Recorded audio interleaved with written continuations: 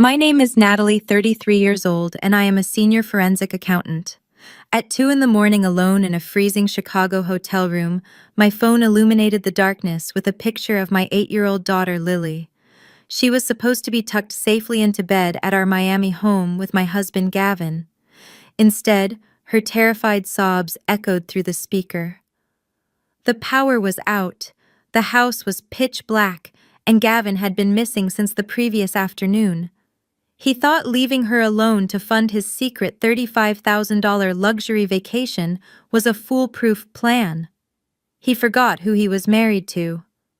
Before I continue this story, let me know where you are watching from in the comments below.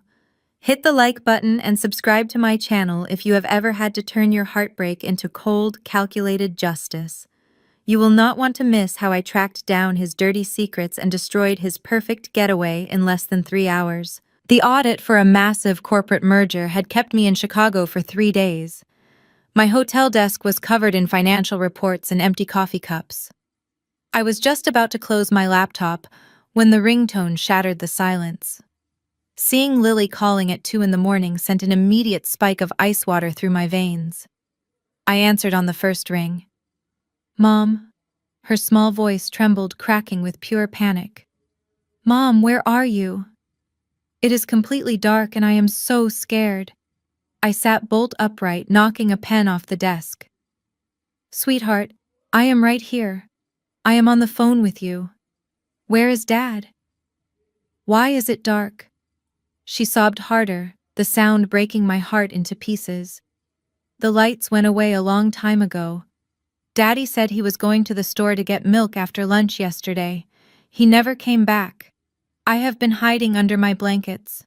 I checked the weather application on my laptop. Miami was clear, no storms, no reason for a blackout unless the utility bill went unpaid. And Gavin was in charge of the utilities. I took a deep breath, forcing my voice to remain steady and soothing for her sake. Lily listened to me very carefully. "You are doing great. Keep your doors locked and stay under the covers. I am going to get you help right now. Keep this phone charged and do not hang up."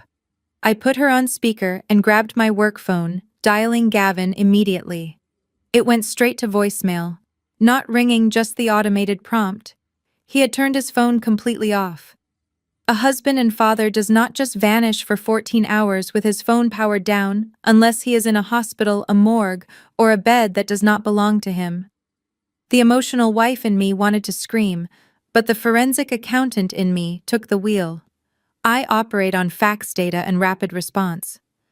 I merged the call and dialed the Miami Police Department requesting an emergency welfare check on an abandoned minor at my address. The dispatcher assured me a squad car was 3 minutes away, but 3 minutes felt like an absolute eternity when my little girl was crying in the dark. I needed someone I could trust implicitly, someone who could break down a door if necessary and make sure my daughter was safe. Without hesitation, I dialed Jamal. Jamal is my sister's husband, an imposing African-American former United States Marshal who now runs an elite private security and aviation firm in South Beach. He is the kind of man who commands respect the moment he enters a room, and more importantly, he loves Lily like his own daughter. He answered on the second ring, his voice gravelly from sleep, but instantly alert. "Jamal, I need you at my house right now," I said, pacing the length of the hotel room. "Gavin is gone. The power is out. Lily is home completely alone and terrified. I just dispatched the police, but she needs family." I heard the rustle of sheets and the heavy thud of his boots hitting the floor. "I am out the door, Natalie. I am 10 minutes away. I will have my security dispatcher tap into your neighborhood cameras on my way. Do not panic. I have got her. Hang tight." With Jamal on the move and the police en route, I finally exhaled. But the fear was quickly being swallowed by a burning, furious suspicion. Where the hell was my husband? I ended the call with Jamal and turned my eyes back to my glowing laptop screen. If Gavin was hiding, I was going to follow the money and find exactly where he went. I threw my clothes into my suitcase without folding them, my mind racing faster than my hands. Within 10 minutes, I was out of the hotel lobby and sitting in the back of a speeding taxi heading straight for O'Hare International Airport. The streetlights of Chicago blurred past the window, but I was not paying attention to the view. I had my laptop open on my knees connected to my encrypted mobile hotspot. Gavin thought he was clever. He was the vice president of regional sales for a pharmaceutical company, a man who wore expensive suits and loved hearing the sound of his own voice in boardrooms. He always believed he was the smartest person in the room. But he was not a forensic accountant. He did not spend his days dissecting complex financial frauds, tracing hidden offshore accounts, or breaking through corporate firewalls. He was an amateur trying to play a professional game. I navigated to our primary joint banking portal. Access denied. Invalid password. I tried his usual variations, the ones he had used for years. Nothing worked. He had completely locked me out of our shared finances. A normal wife might have called the bank hotline and waited hours for customer service. I did not have hours. I had software I used to audit fraudulent executives. I ran a script to bypass the standard authentication, pulling the digital breadcrumbs he left behind on our shared home server. Within 4 minutes, I breached his updated security protocols and gained full administrative access to every single account under his social security number. I started with his personal checking account. Empty. I moved to the joint savings. Drained to the absolute minimum balance. My heart hammered against my ribs, but my hands remained completely steady on the keyboard. I opened the credit card statements next. There it was. A pending charge that made my blood run absolutely cold. $35,000 processed just 24 hours ago. The merchant name was Royal Caribbean International. I pulled up the transaction details and cross-referenced the booking code through a travel agency backdoor portal I had special access to. Gavin had booked the Royal Suite, the most expensive and exclusive room available on the oasis of the seas. The itinerary showed the ship was headed straight for the Bahamas. He was not missing. He was not in danger. He was on a luxury cruise while our 8-year-old daughter sat terrified in a pitch-black house. And he was not traveling alone. The secondary passenger registered on the VIP boarding pass was Sienna. She was his brand new 25-year-old assistant, who spent more time taking pictures for her social media than doing actual work. He had told me she was just a kid trying to learn the corporate ropes. Apparently he was teaching her those ropes in a $35,000 suite. The betrayal was sharp, but the anger quickly mutated into a chilling, calculated focus. A VP of sales makes good money, but Gavin lived well beyond his means. He drove a leased sports car, bought custom watches, and constantly tried to impress his wealthy clients. He did not have $35,000 in liquid cash to just drop on a vacation without me noticing. I needed to know exactly where that money came from. I opened the investment portfolios. Our retirement accounts were untouched. Then I clicked on the custodial accounts. I clicked on Lily's college fund. The screen loaded.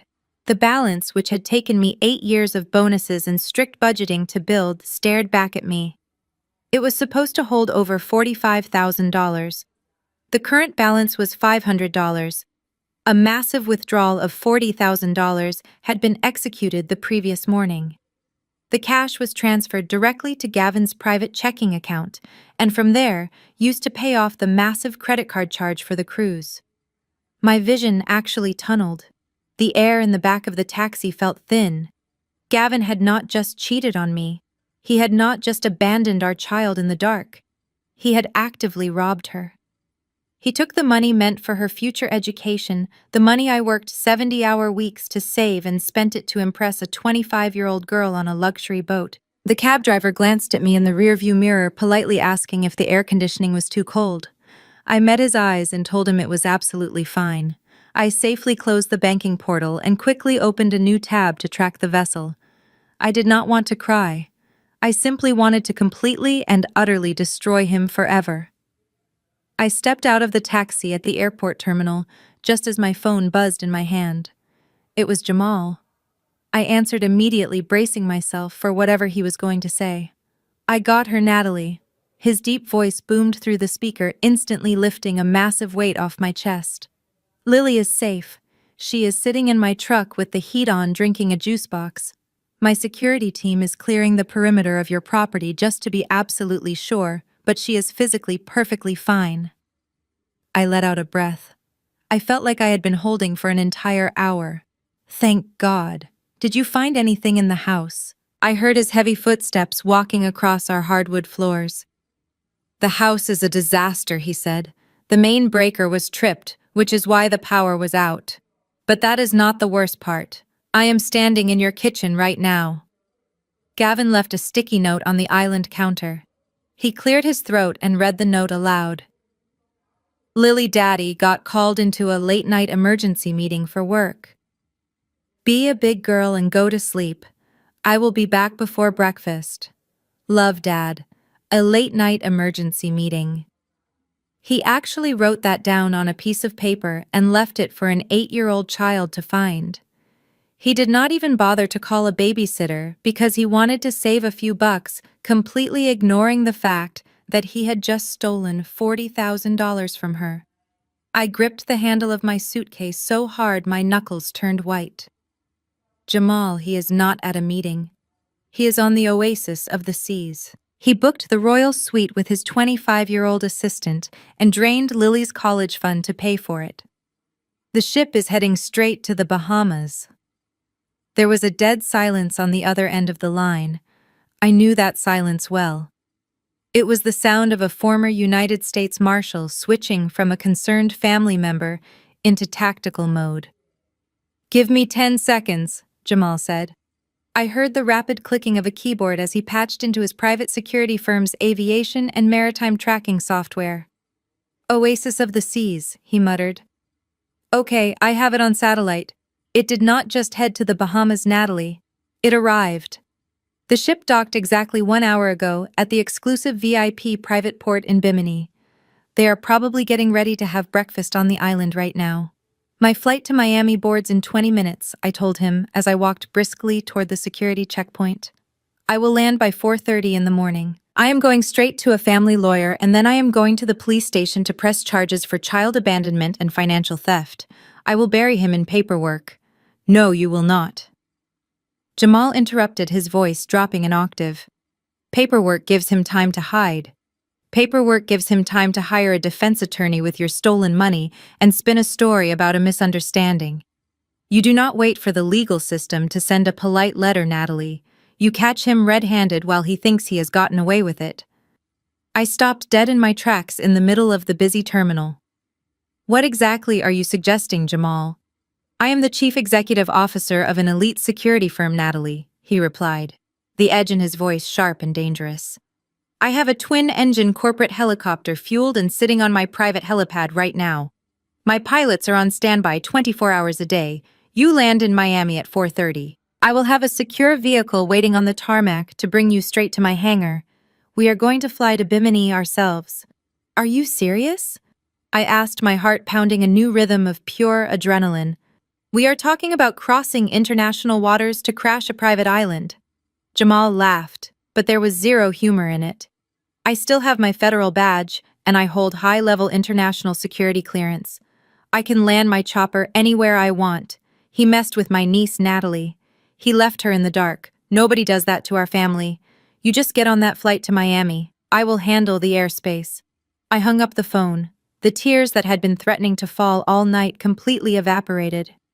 I handed my ID and boarding pass to the security agent. Gavin thought he had orchestrated the perfect getaway.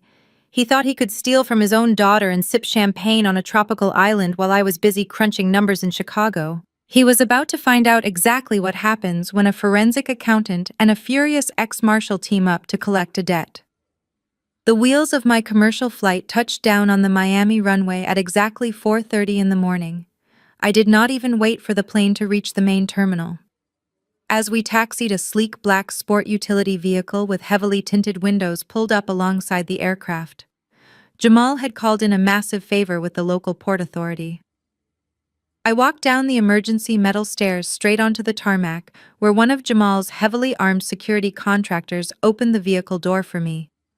We sped across the dark airfield toward a private aviation hangar located on the far east side of the airport. The heavy steel doors of the hangar were already open, revealing a massive twin-engine corporate helicopter. Its blades were already spinning rapidly, cutting through the thick morning air and creating a deafening roar. Jamal stood by the open side door wearing tactical cargo pants and a black windbreaker with his elite security firm logo on the chest. He looked every bit the federal agent he used to be. He reached out, grabbed my hand firmly, and pulled me up into the leather seat next to him. "Lily is still fast asleep at my place," he said over the noise of the engine, as he handed me a heavy aviation headset with a built-in microphone. "My wife is sitting right next to her bed. She will not wake up alone. Are you ready for this?" I strapped on my 4-point safety harness and locked eyes with him. I have never been more ready for anything in my entire life. Jamal gave a sharp nod to the pilot, and the helicopter smoothly lifted off the concrete pad, banking aggressively over the glowing neon skyline of South Beach. The flight to Bimini would take just under an hour. I did not intend to waste a single minute of that time staring out the window at the ocean. I opened my laptop and placed it firmly on my knees. I had already uncovered Gavin stealing from his own flesh and blood. Now I wanted to see what else he was hiding, specifically what he was stealing from his employer. Gavin was the vice president of regional sales for a major pharmaceutical company. He managed a massive marketing budget supposedly used for luxury client dinners, expensive medical conferences, and high-end promotional events. But as a forensic accountant, I know that marketing budgets are the absolute easiest place for dirty executives to hide stolen money. I logged into a secure database that allowed me to view public records, corporate filings, and vendor payment histories. Then, using administrative access codes I had previously shoulder-surfed from Gavin, I penetrated his department's internal expense reporting system. I started filtering the financial data for the past 6 months, looking for classic accounting anomalies. I looked for duplicate invoice numbers, perfectly rounded dollar amounts, and new vendors that had zero digital footprint. It took me less than 15 minutes to find the bleeding artery. There was a vendor listed as a digital media consultancy firm. Over the last 4 months, Gavin had approved 12 separate invoices to this exact company, totaling exactly $1.2 million. The invoices claimed the money was for a regional advertising push on various social media platforms. I pulled the routing numbers attached to those corporate payments. The money was not going to a legitimate domestic bank account. It was being wired directly to an offshore holding account located in the Cayman Islands. My fingers flew across the keyboard as I ran a deep background search on the corporate registration of that specific consultancy firm. The screen refreshed, displaying the filed articles of incorporation. The registered agent and sole proprietor of the shell company was not a seasoned pharmaceutical advertiser. It was Sienna. I stared at the screen, my blood running colder than the blasting air conditioning inside the cabin. This was not just a pathetic midlife crisis affair. This was felony corporate embezzlement, international money laundering, and severe wire fraud. Gavin was creating fake vendor invoices, approving them himself, and funneling over $1 million of corporate funds directly into the pockets of his 25-year-old mistress. She was acting as his dedicated money mule. They probably thought they were brilliant criminal masterminds. They were actually just sloppy, arrogant amateurs leaving a massive, highly illegal paper trail. I saved every single document, every fake invoice, and every offshore wire transfer confirmation to an encrypted folder right on my desktop. I had enough hard evidence to put both of them in federal prison for a very long time. "Hey!" Jamal's voice crackled through my headset, breaking my intense concentration. "Look up." I closed my laptop and looked out the front windshield of the helicopter. The sun was just beginning to rise over the dark expanse of the Atlantic Ocean, casting a brilliant orange and purple glow across the choppy water. Dead ahead, rising out of the ocean like a massive floating city, was the tropical island of Bimini. Docked at the massive private pier was the oasis of the seas. The sheer ridiculous size of the luxury cruise ship was staggering to look at.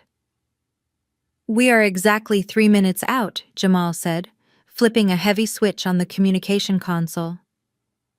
"I am overriding the local air traffic tower and declaring a VIP emergency landing right at the resort cabana pad. Put your laptop away, Natalie. It is time to go to work." I unbuckled my harness, gripping the cold handle of the door, completely ready to unleash absolute hell on their perfect paradise. The descent was sharp and incredibly fast. The heavy rotors of Jamal's corporate helicopter whipped the crystal-clear waters of Bimini into a chaotic frenzy as we dropped toward the private helipad attached to the luxury resort. Down below, I could see golf carts scattering and resort staff in white polo shirts running toward the landing zone, waving their arms in a frantic attempt to wave us off. Jamal completely ignored them. He set the massive aircraft down on the painted concrete circle with absolute precision. The engine whine began to wind down, but the heavy thud of the blades still vibrated through my chest. I grabbed my tote bag, making sure my laptop and the encrypted iPad were safely zipped inside. That bag held the financial guillotine I was about to drop on Gavin's neck. Jamal pushed the side door open and stepped out onto the tarmac first. He stood at 6'4", an imposing African-American man in tactical gear who moved with the kind of calculated authority that immediately made people stop and listen. I stepped out right behind him, the warm tropical air hitting me like a physical wall after the freezing chill of the Chicago night. We did not even make it 10 yards from the helicopter before we were intercepted.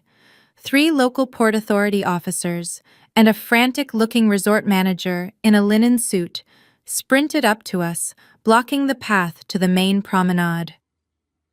"You cannot land here," the manager shouted over the slowing rotor blades, his face flushed with anger.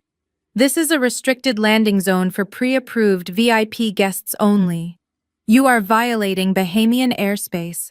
I need you to get back in that aircraft immediately, or I am calling the island police." Jamal did not slow his pace. He walked directly up to the manager, closing the distance so fast, the man actually took a physical step backward. Jamal reached into his jacket and pulled out a heavy leather wallet, flipping it open to reveal his solid gold shield and federal credentials. He shoved it right into the manager's line of sight. "My name is Jamal Carter, former United States Marshal and current Director of International Security Operations for Vanguard Defense." Jamal stated, his voice a deep, unyielding baritone that commanded absolute obedience. "I am currently operating under federal jurisdiction, tracking a suspect involved in international wire fraud and corporate embezzlement. The suspect is currently sitting on your property. If you or your Port Authority officers attempt to obstruct my path, I will personally see to it that this entire resort is locked down as a crime scene for harboring a federal fugitive.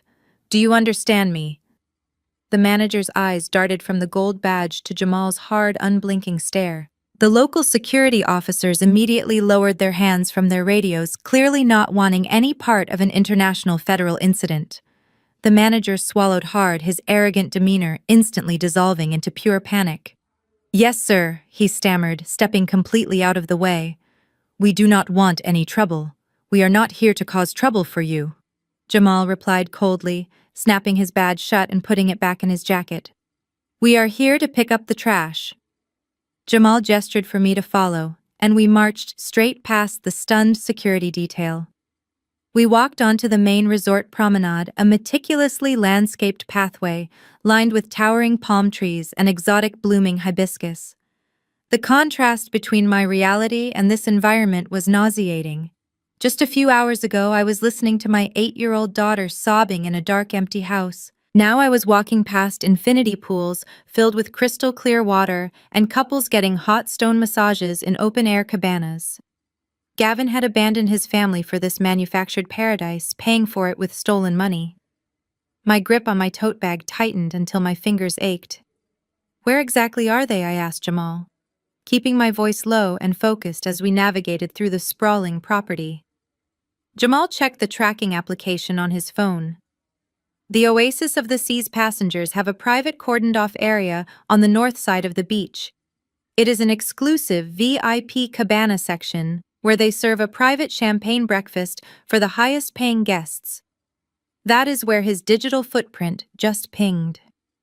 We rounded a massive stone fountain and I finally saw it. The VIP section was separated from the rest of the resort by velvet ropes and towering floral arrangements. Waitstaff in crisp white uniforms were gliding between private cabanas carrying silver trays loaded with fresh seafood pastries and expensive bottles of champagne. Soft acoustic guitar music played from hidden speakers, creating an atmosphere of ultimate relaxation and extreme wealth. I stopped for a single second to take a deep breath. I smoothed down my blouse, fixed my posture, and locked my eyes on the entrance of the VIP enclosure. I was not a frantic abandoned wife. I was a professional investigator about to execute a raid. "Let us go ruin his vacation," I said. Jamal nodded, stepping aside to let me take the lead as we crossed the threshold into the most expensive breakfast of Gavin's life. The VIP breakfast enclosure smelled of expensive sunscreen, sea salt, and freshly baked croissants. We walked past several tables of wealthy vacationers dressed in designer resort wear. I scanned the area, my eyes moving methodically from cabana to cabana. It did not take long to find them. They had chosen a prime table right at the edge of the infinity pool, offering a perfect, unobstructed view of the ocean. Gavin was wearing a crisp, white linen shirt, unbuttoned halfway down his chest, leaning back in his chair with a smug, relaxed expression. He looked like a man who did not have a single care in the entire world. Sitting across from him was Sienna. She was wearing an oversized sun hat and a designer swimsuit that likely cost more than my first car. She had her phone mounted on a small tripod on the table, actively recording a live broadcast for her social media followers. As I walked closer, her high-pitched, overly enthusiastic voice carried over the soft background music. "Oh my God, you guys, I cannot even believe this!" She squealed into the camera, waving her hand to show off a massive, incredibly fake diamond ring. My amazing fiancé completely surprised me with this luxury getaway. We are in the royal suite on the oasis of the seas, and it is literally paradise. "Say hi to my followers, babe." Gavin chuckled, leaning forward to wave at the camera. He looked so incredibly pleased with himself. He was playing the role of the generous billionaire sugar daddy perfectly. He had carefully curated this entire fantasy, building it entirely on a foundation of lies and stolen funds. The utter delusion of it all made my stomach turn, but I pushed the disgust down, letting the cold, calculating anger take over completely. Jamal stepped to the side, positioning himself near the exit of the cabana to block any potential escape route and keep the resort security at bay. I did not break my stride. I walked directly into the frame of her live video broadcast, ensuring my face was perfectly visible to every single person watching her stream. Sienna looked up, her perfectly manicured eyebrows furrowing in confusion as a stranger invaded her shot. "Excuse me," she started to say, her influencer smile dropping instantly. "This is a private table. You need to back away right now." Gavin turned his head to see who she was talking to. The moment his eyes met mine, all the color completely drained from his face. His smug smile vanished, replaced by a look of absolute, unadulterated terror. The blood rushed out of his cheeks, leaving him looking sickly pale under the bright Bahamian sun. He opened his mouth to speak, but no words came out. He was completely paralyzed by the sheer impossibility of me standing in front of him. His mind could simply not process how the wife he had left in Chicago was currently ruining his island getaway. I did not say a single word to him. I did not scream or throw a tantrum. I simply reached out, picked up Sienna's crystal flute of vintage champagne from the table, and upended it directly over Gavin's lap. The ice-cold alcohol soaked instantly through his expensive white linen pants. He let out a pathetic, high-pitched gasp and jumped up, knocking his heavy wooden chair backward onto the deck with a loud, echoing crash. "Hey, are you crazy?" Sienna shrieked, scrambling to grab her phone as the tripod wobbled precariously. "Do you know how much that champagne costs? Security. Somebody get security over here right now." I ignored her completely. I reached into my pocket, pulled out my phone, and turned the volume up to the absolute maximum.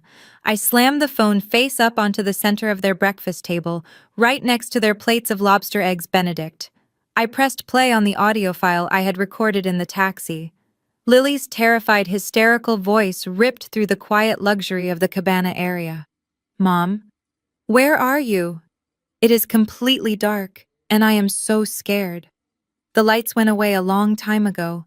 Daddy never came back. I have been hiding under my blankets." The sound of an 8-year-old child sobbing in sheer terror completely shattered the peaceful atmosphere. Every single guest at the surrounding tables froze mid-bite. The waitstaff stopped dead in their tracks, lowering their silver trays. The soft acoustic guitar music suddenly seemed entirely inappropriate. The entire VIP section went completely silent, save for the agonizing sound of my daughter crying from the speaker of my phone. I let the recording play all the way to the end. When it finally clicked off, the silence that followed was incredibly heavy and absolutely deafening. I looked Gavin dead in the eye. His chest was heaving, his wet pants clinging to his legs, his billionaire persona completely destroyed in less than 60 seconds. The surrounding audience of wealthy vacationers were staring at him with undisguised disgust. I finally spoke, my voice loud, clear, and perfectly calm, carrying easily to the surrounding tables. "Hello, Gavin. I hope you are enjoying your $35,000 breakfast, because it is the absolute last meal you are ever going to eat using my money." Gavin stared at his soaked linen pants, his chest heaving as the shock finally wore off. The silence in the VIP cabana was suffocating, but Gavin was a man who survived his entire life by twisting the truth. He grabbed a cloth napkin from the table and furiously wiped at his legs, his face contorting from fear into blinding narcissistic rage. He could not handle looking weak or foolish in front of a crowd of millionaires. He needed to immediately regain control of the narrative. "You are completely out of your mind." Gavin spat, his voice rising loud enough to ensure every single person in the enclosure heard him play the victim. "You think you can just barge in here and embarrass me in public? This right here, this psychotic, controlling behavior is exactly why our marriage is completely dead." I did not flinch. I just let him yell, giving him enough rope to hang himself. "Do not stand there and pretend to be Mother of the Year," he shouted, stepping closer to me, but keeping a very safe distance from where Jamal was standing guard. "You are never home, Natalie. You spend 80 hours a week buried in your corporate audits and financial reports. You care more about finding missing pennies for your billionaire clients than you do about your own husband. You froze me out. You made me feel completely invisible and entirely useless in my own house. I am a man. I have needs." He gestured aggressively toward Sienna, who was busy trying to dry off her expensive phone with a napkin. "Sienna actually respects me," he continued, his voice dripping with misplaced self-righteousness. "She treats me like a man. She actually listens to me when I speak.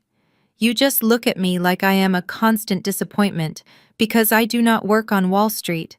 I deserve to be happy. I deserve a vacation from the miserable, cold, emasculating environment you created. You forced me to find comfort somewhere else." The sheer audacity of his words hung heavy in the tropical air. He was attempting to justify felony embezzlement and adultery by claiming I worked too hard. "And do not try to weaponize Lily against me," he yelled, pointing a trembling finger at my phone sitting on the table. I left her watching television with a fully stocked refrigerator and locked doors. How was I supposed to know a neighborhood transformer was going to blow and take out the power grid? She is 8 years old, not a toddler. She needs to learn how to be independent and self-sufficient. If you actually cared about her safety, you would have been home in Miami being a mother instead of sleeping in a hotel in Chicago. You abandoned her, Natalie, not me. I stood perfectly still. He was actually trying to convince a crowd of horrified strangers that leaving a child entirely alone overnight to fly to a different country with his mistress was a valuable lesson in independence. He was trying to blame me for his calculated decision to abandon our daughter and steal her tuition money. The surrounding guests began whispering among themselves, their expressions ranging from disbelief to utter disgust. Realizing that the crowd was not buying his ridiculous victim routine, Gavin decided to change tactics entirely. He needed authority on his side. He turned toward the resort staff who were hovering nervously near the edge of the cabana. "What are you all standing around staring at?" Gavin barked at them, snapping his fingers aggressively in the air. "I am a VIP guest on that cruise ship. I paid a premium to be on this private island. This woman does not belong here. She is a trespassing, estranged stalker who just physically assaulted me with a glass of champagne. I want the head of security here right this second. I want her arrested and removed from the property immediately." Two resort security guards cautiously stepped into the VIP area. They were the exact same guards Jamal had previously intimidated at the helipad. They looked incredibly hesitant, glancing nervously between Gavin's soaked pants and Jamal's massive, unmoving frame blocking the exit. Gavin saw the guards approaching, and his chest puffed out with arrogant confidence. He honestly thought he had completely won the encounter. "Put her in handcuffs right now," he demanded, pointing directly at my face. "Take her to the local police station, and take that massive thug with her. If you do not arrest her this very second, I will personally sue this resort and the cruise line for millions of dollars for failing to protect a high-paying guest." He turned back to me, a cruel, triumphant smirk returning to his face. "You made a huge mistake coming here, Natalie. You think you are so smart with your accounting spreadsheets and your data. But you are in a foreign country now. You have no power here. You are going to spend the next week rotting in a Bahamian jail cell while Sienna and I finish our luxury vacation." Gavin's threat hung in the air, a pathetic attempt to weaponize a foreign security force against his own wife. Before the guards could even process his demands, Sienna decided to insert herself back into the spotlight. Emboldened by Gavin's sudden burst of fake authority, she tossed her damp napkin onto the table and stood up, adjusting her designer swimsuit. She crossed her arms, looking me up and down with a sneer of absolute condescension. "Honestly, this is just sad," Sienna scoffed, rolling her eyes, as if my presence was nothing more than a minor inconvenience to her perfect morning. "You need to act your age and step aside with some dignity. Gavin does not love you anymore. He has not loved you for years. You are just embarrassing yourself by flying all the way down here like a desperate, obsessed ex-girlfriend. You cannot force a man to stay in a dead marriage just because you have a child together." I stared at her, marveling at the sheer audacity of a 25-year-old girl attempting to lecture me about dignity while sitting in a cabana paid for with stolen money. "And since we are putting everything out in the open," Sienna continued, her voice taking on a sickeningly sweet tone, "you should know that Gavin already spoke to a top family lawyer in Miami last week. He is filing for full custody of Lily as soon as we get back. He told the lawyer all about how you neglect her to work on your little spreadsheets. We are going to give Lily a real home, a happy home. So you might as well just get used to the idea of being alone." Hearing this girl casually use my daughter's name, claiming she was going to play mother to the child Gavin had literally abandoned in the dark just hours ago, ignited a fire inside me that was completely indescribable. I did not raise my voice. I did not blink. I just looked at Sienna with the kind of cold, calculating stare that reserved a special place for her in the absolute destruction I was about to unleash. Gavin saw my silence as a sign of defeat. He turned back to the two resort security guards who were still hesitating near the table. "I told you to remove her." He barked, his face red with frustration. "Grab her right now, or I am calling your corporate office to have you both fired before lunch." Pressured by the threat to their jobs and the angry demands of a wealthy VIP guest, the two guards finally stepped forward. The taller guard reached out and firmly grabbed my left bicep, while the second guard moved quickly to secure my right arm. Gavin's face immediately broke into a triumphant, arrogant smile. He actually thought it was over. He thought he had won. I did not struggle. I did not pull away. I simply stood my ground, knowing exactly what was about to happen next. Before the guards could even attempt to pull me backward, a massive shadow fell completely over the breakfast table. Jamal moved from his position at the cabana entrance with a terrifying explosive speed that completely defied his massive size. He did not shout. He did not ask them nicely to let me go. He simply reached out with his massive hands and clamped his fingers down on the wrists of both security guards simultaneously. Jamal applied a sudden vice-like pressure to their pressure points. Both guards let out a sharp gasp of pain, their grips on my arms releasing instantly, as their knees buckled slightly. Jamal smoothly stepped between me and the guards, turning his broad back to me, and facing them with a look of pure, unadulterated menace. "Let me explain exactly how this is going to work," Jamal said, his voice dropping into a low, dangerous gravel that commanded absolute silence. "You are private resort employees, not Bahamian law enforcement. Under the United States and Bahamas extradition and mutual legal assistance treaties, you have zero legal authority to detain, physically restrain, or arrest an American citizen without the immediate presence of local police. By placing your hands on her, you just committed battery." The guards rubbed their wrists, taking several rapid steps backward, their eyes wide with fear. Jamal did not give them a second to recover. He took a slow, deliberate step toward them. Furthermore, Jamal continued his tone, cutting through the warm air like a razor blade.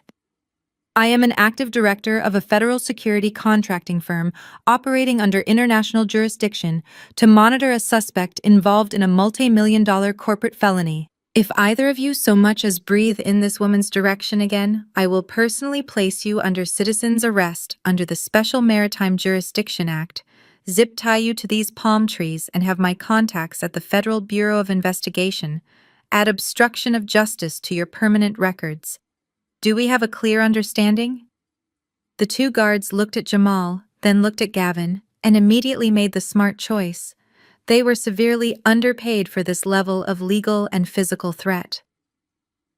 Without saying a single word, both guards turned around and quickly walked out of the VIP enclosure, abandoning Gavin entirely. Jamal slowly turned back around, crossing his massive arms over his chest. He looked down at Gavin, who was now trembling visibly in his soaked clothes. Jamal smiled, a cold, terrifying smile. "Your security detail just quit, Gavin," Jamal said softly. "Now I believe my sister-in-law has a few more things to say to you." Gavin stood completely paralyzed, the false bravado from just moments ago completely drained from his body. Jamal took a calculated step back, giving me an unobstructed view of my cowardly husband, but remaining close enough to block any sudden movements. I took a deep breath, preparing to reach into my tote bag and pull out the iPad, containing the financial evidence that would end his entire career. But before my fingers could even touch the zipper, a sound interrupted me.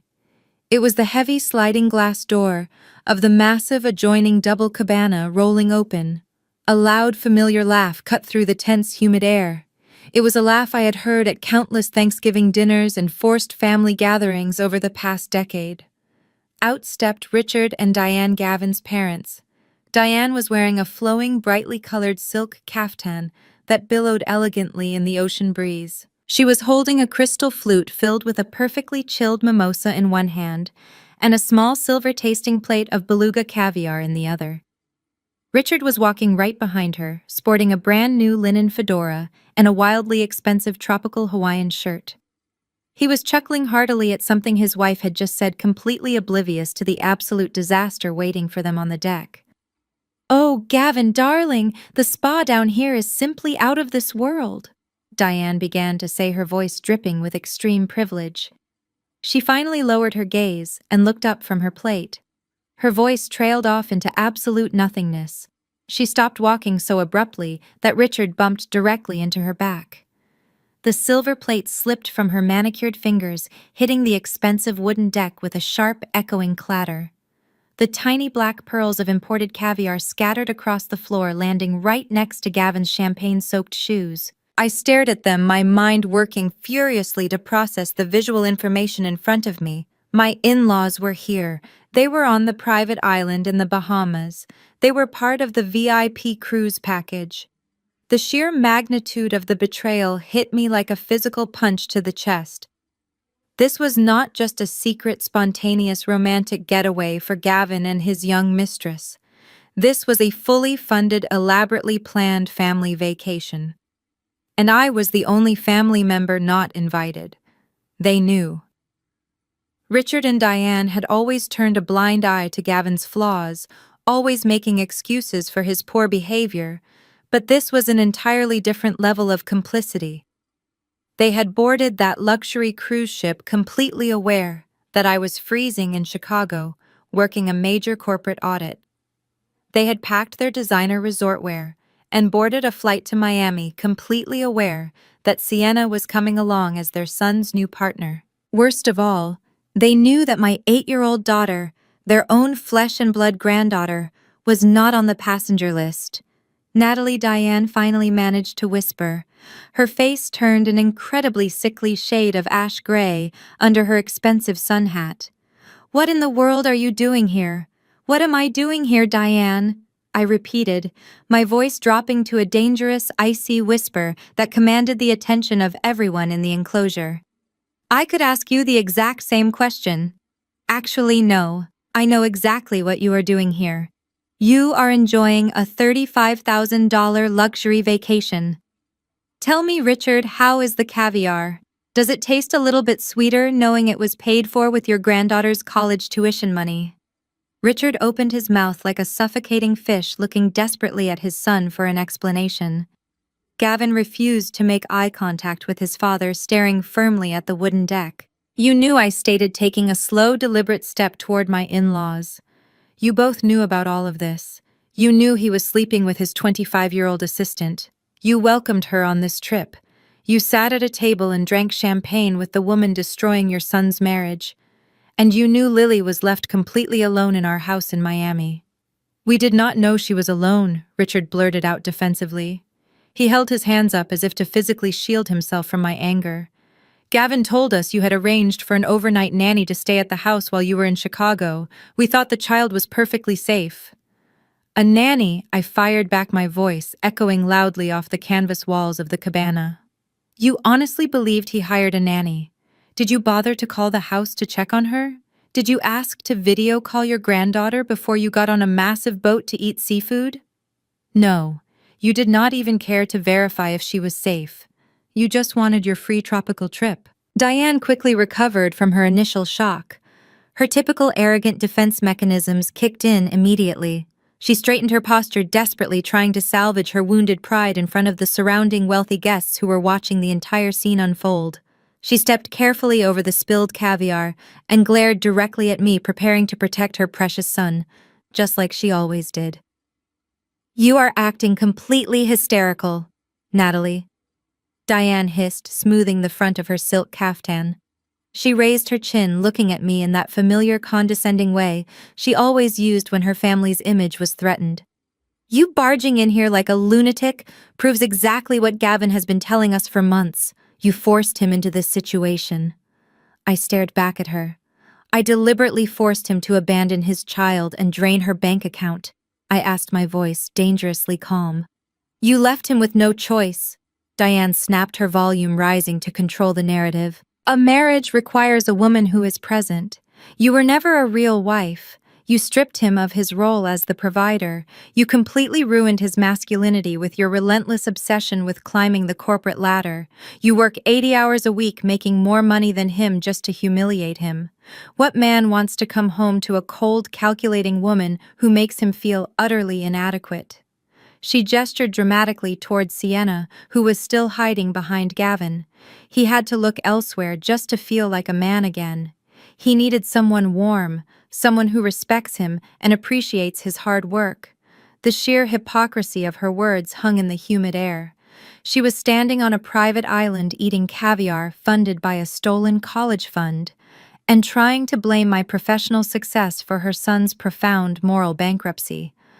I let her finish her ridiculous theatrical speech. Then I let out a sharp, genuine laugh that echoed across the quiet cabana. It was not a happy sound. "My masculinity-ruining career, Diane?" I asked, taking a slow, deliberate step forward until I was looking directly down into my mother-in-law's perfectly contoured face. Is that really what we are calling it today? Because it seems you have very conveniently forgotten exactly what my career has done for this family. I shifted my cold gaze from Diane to Richard. Richard flinched, his eyes darting wildly. He knew exactly what was coming. The color completely drained from his face, leaving him looking like he was about to pass out on the wooden deck.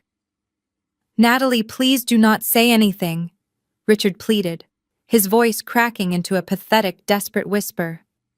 "Let us talk about my career," I announced loudly, making absolutely sure my voice carried to the back rows of the VIP section, where the wealthiest guests were hanging on to every single word. "3 years ago, Richard, you made some incredibly poor decisions. Do you want to explain to your lovely wife and all these strangers why you were secretly crying at my kitchen table at 3 in the morning?" Richard looked at the ground, unable to speak. I did not wait for him to find his courage. Richard had a severe gambling problem, I declared, watching the shock ripple through the crowd. He owed $150,000 to an illegal sports betting syndicate. They were making violent threats against him. Worse, the Internal Revenue Service was preparing an indictment for federal tax evasion because he had been desperately trying to hide his massive gambling losses through his failing hardware business. He was terrified. He was facing federal prison. Diane turned slowly to look at her husband, her mouth hanging open in complete shock. Richard had clearly never told her a single word about his secret life. "Gavin did not have the money to save you," I continued, my voice cutting through the silence like a knife. "Gavin was too busy leasing luxury sports cars to maintain his own fake image. So who saved you, Richard? It was not your son. It was me.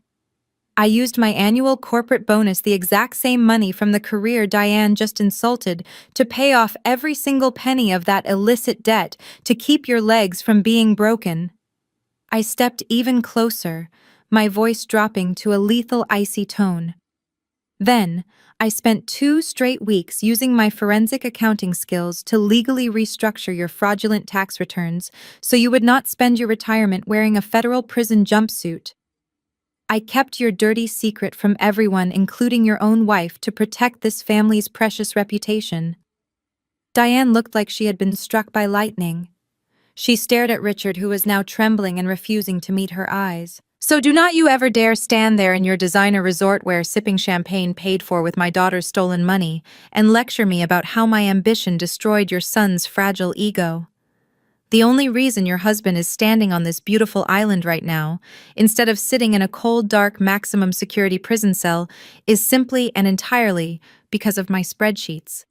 The silence that followed my revelation was absolute. Diane stood completely frozen, her mouth slightly open, unable to formulate a single word of defense. Richard looked like he wanted the wooden deck to open up and swallow him whole. He refused to look at his wife, confirming everything I had just said was the absolute truth. The wealthy guests in the surrounding cabanas were no longer just casually listening. They were completely captivated, their breakfast plates pushed aside as they watched the immaculate facade of Gavin's family crumble to pieces. Gavin could not handle it. The sight of his parents being publicly humiliated and his own fabricated narrative falling apart pushed him completely over the edge. His face turned a deep, angry crimson. He stepped away from Sienna and marched toward me, stopping just inches from where Jamal stood like an immovable stone wall. "You are completely unhinged," Gavin screamed, the veins in his neck bulging against his soaked skin. He turned his head, projecting his voice to the crowd. "She is a pathological liar and a completely unstable woman. Do not listen to a single word she says." I did not raise my voice to match his. I simply watched him flail. "You can call me whatever you want, Gavin," I replied smoothly. "But numbers absolutely never lie." "Oh, you want to talk about numbers?" Gavin barked, laughing maniacally. "Let us talk about numbers, Natalie. Let us talk about the fact that I am officially done with you. I am divorcing you. I am filing the papers the second I land in Miami. I am hiring the most aggressive, ruthless family attorney in the entire state of Florida, and I am going to take absolutely everything." He puffed his chest out desperately, trying to reclaim his alpha male persona. You think you are so smart with your little audits and your spreadsheets? He sneered, pointing a finger at me. But you forget who actually brings in the real money. I am a vice president of regional sales for one of the largest pharmaceutical companies in the world. I generate millions of dollars in revenue every single quarter. You are just a glorified human calculator who counts the money real men make. Sienna, sensing a shift in the momentum, stepped up right behind Gavin and placed a manicured hand on his shoulder, nodding in agreement.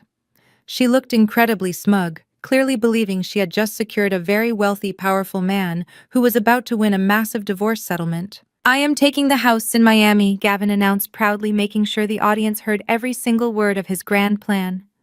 I paid the mortgage on that beautiful 4-bedroom property, and I am going to keep it.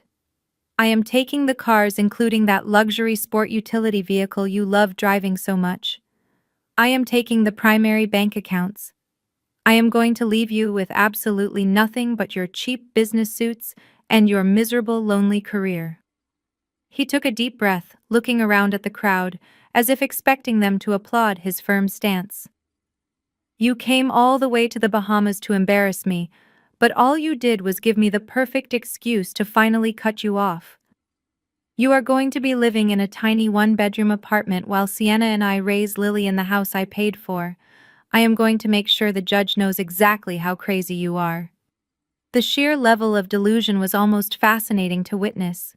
Gavin actually believed his own lies. He had spent so many years lying to his parents, lying to his clients, and lying to his mistress that he had completely lost touch with reality. He honestly thought his pharmaceutical salary made him untouchable, completely ignoring the fact that his lifestyle was heavily subsidized by fraud and my careful financial management.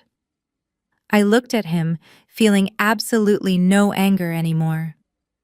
The initial rage from the 2 o'clock phone call had entirely burned out, leaving nothing but cold surgical precision. I felt only a deep, profound pity for the pathetic man standing in front of me. He was boasting about keeping a house he had legally signed away. He was bragging about generating revenue for a company he had been actively robbing. He was threatening me with aggressive lawyers using money he did not actually have. He thought this was a traditional domestic dispute, where whoever screamed the loudest won the argument. He did not realize I had already dismantled his entire life while I was sitting in the back of a taxicab in Chicago.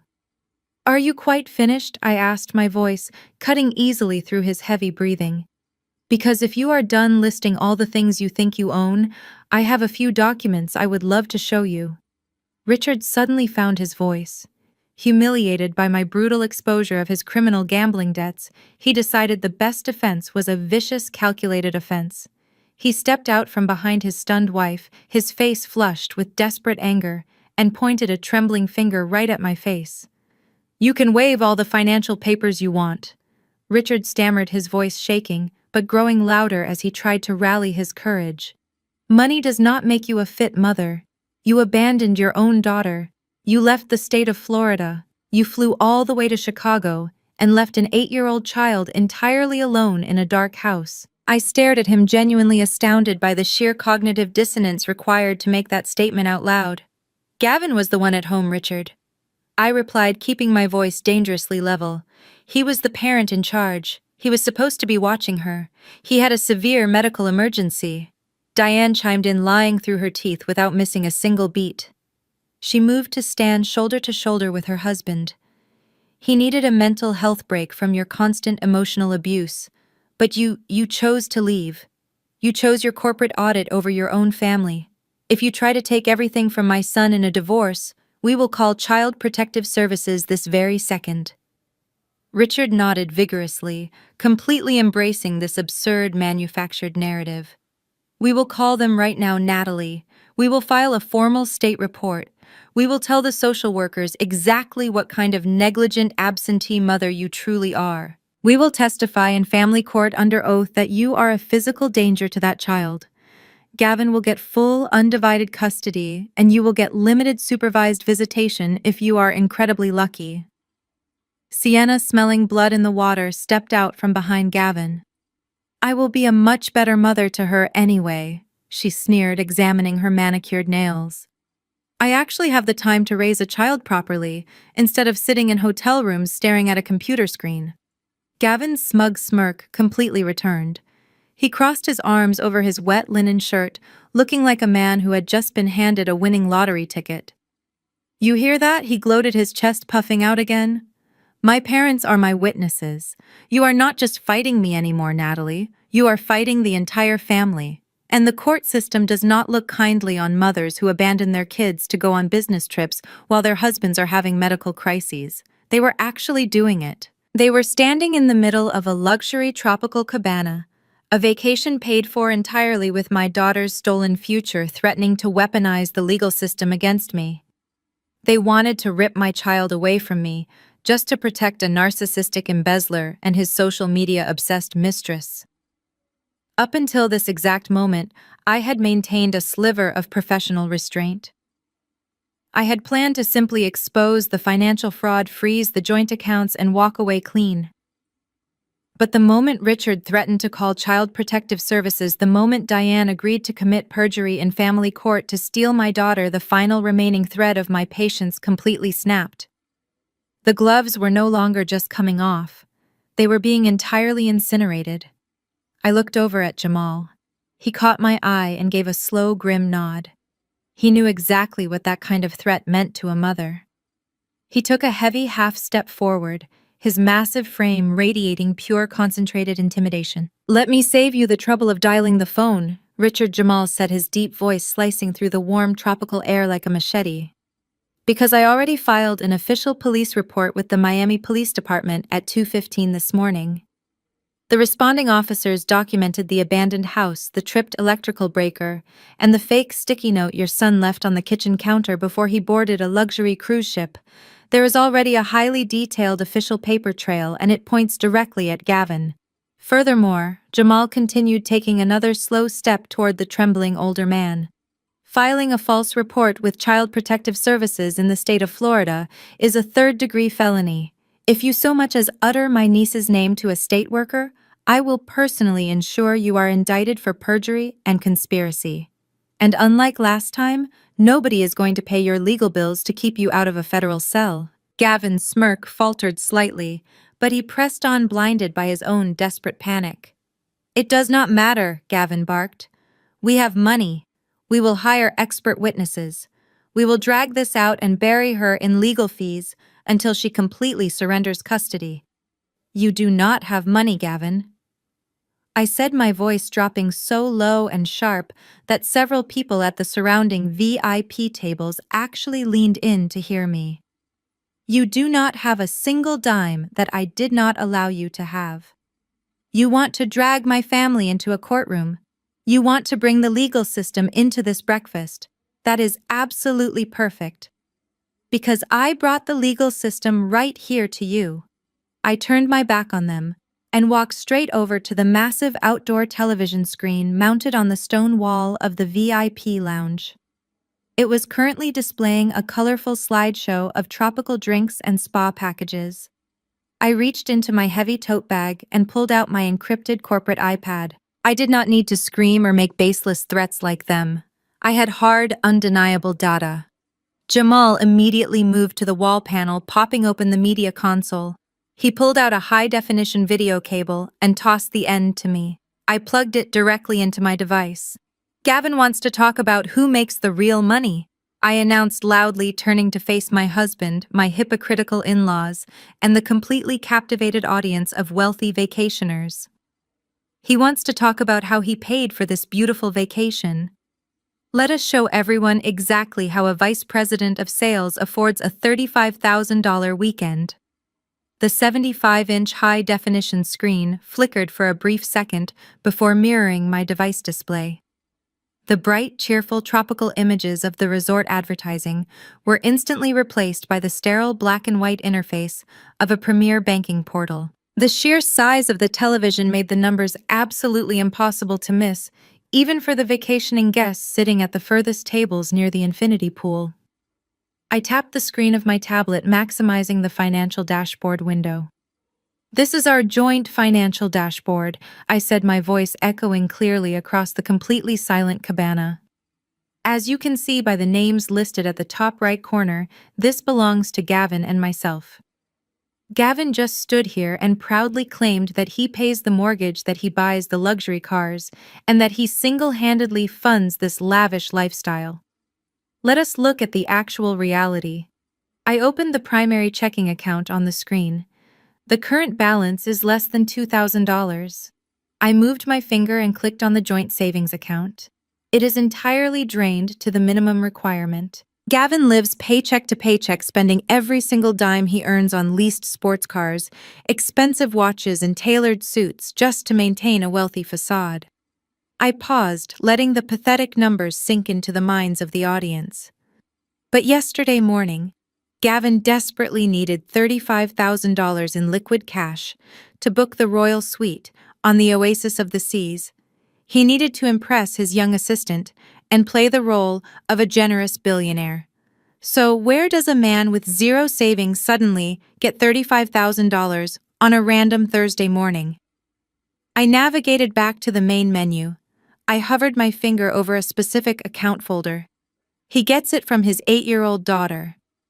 I firmly tapped the folder labeled Lilly University Fund. The screen refreshed.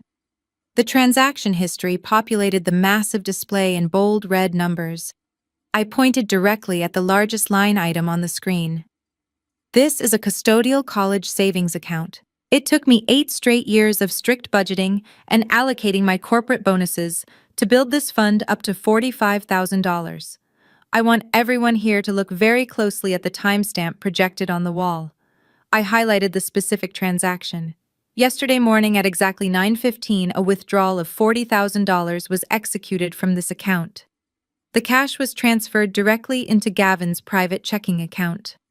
I quickly swiped my screen to a different document, bringing up a digital receipt from the cruise line.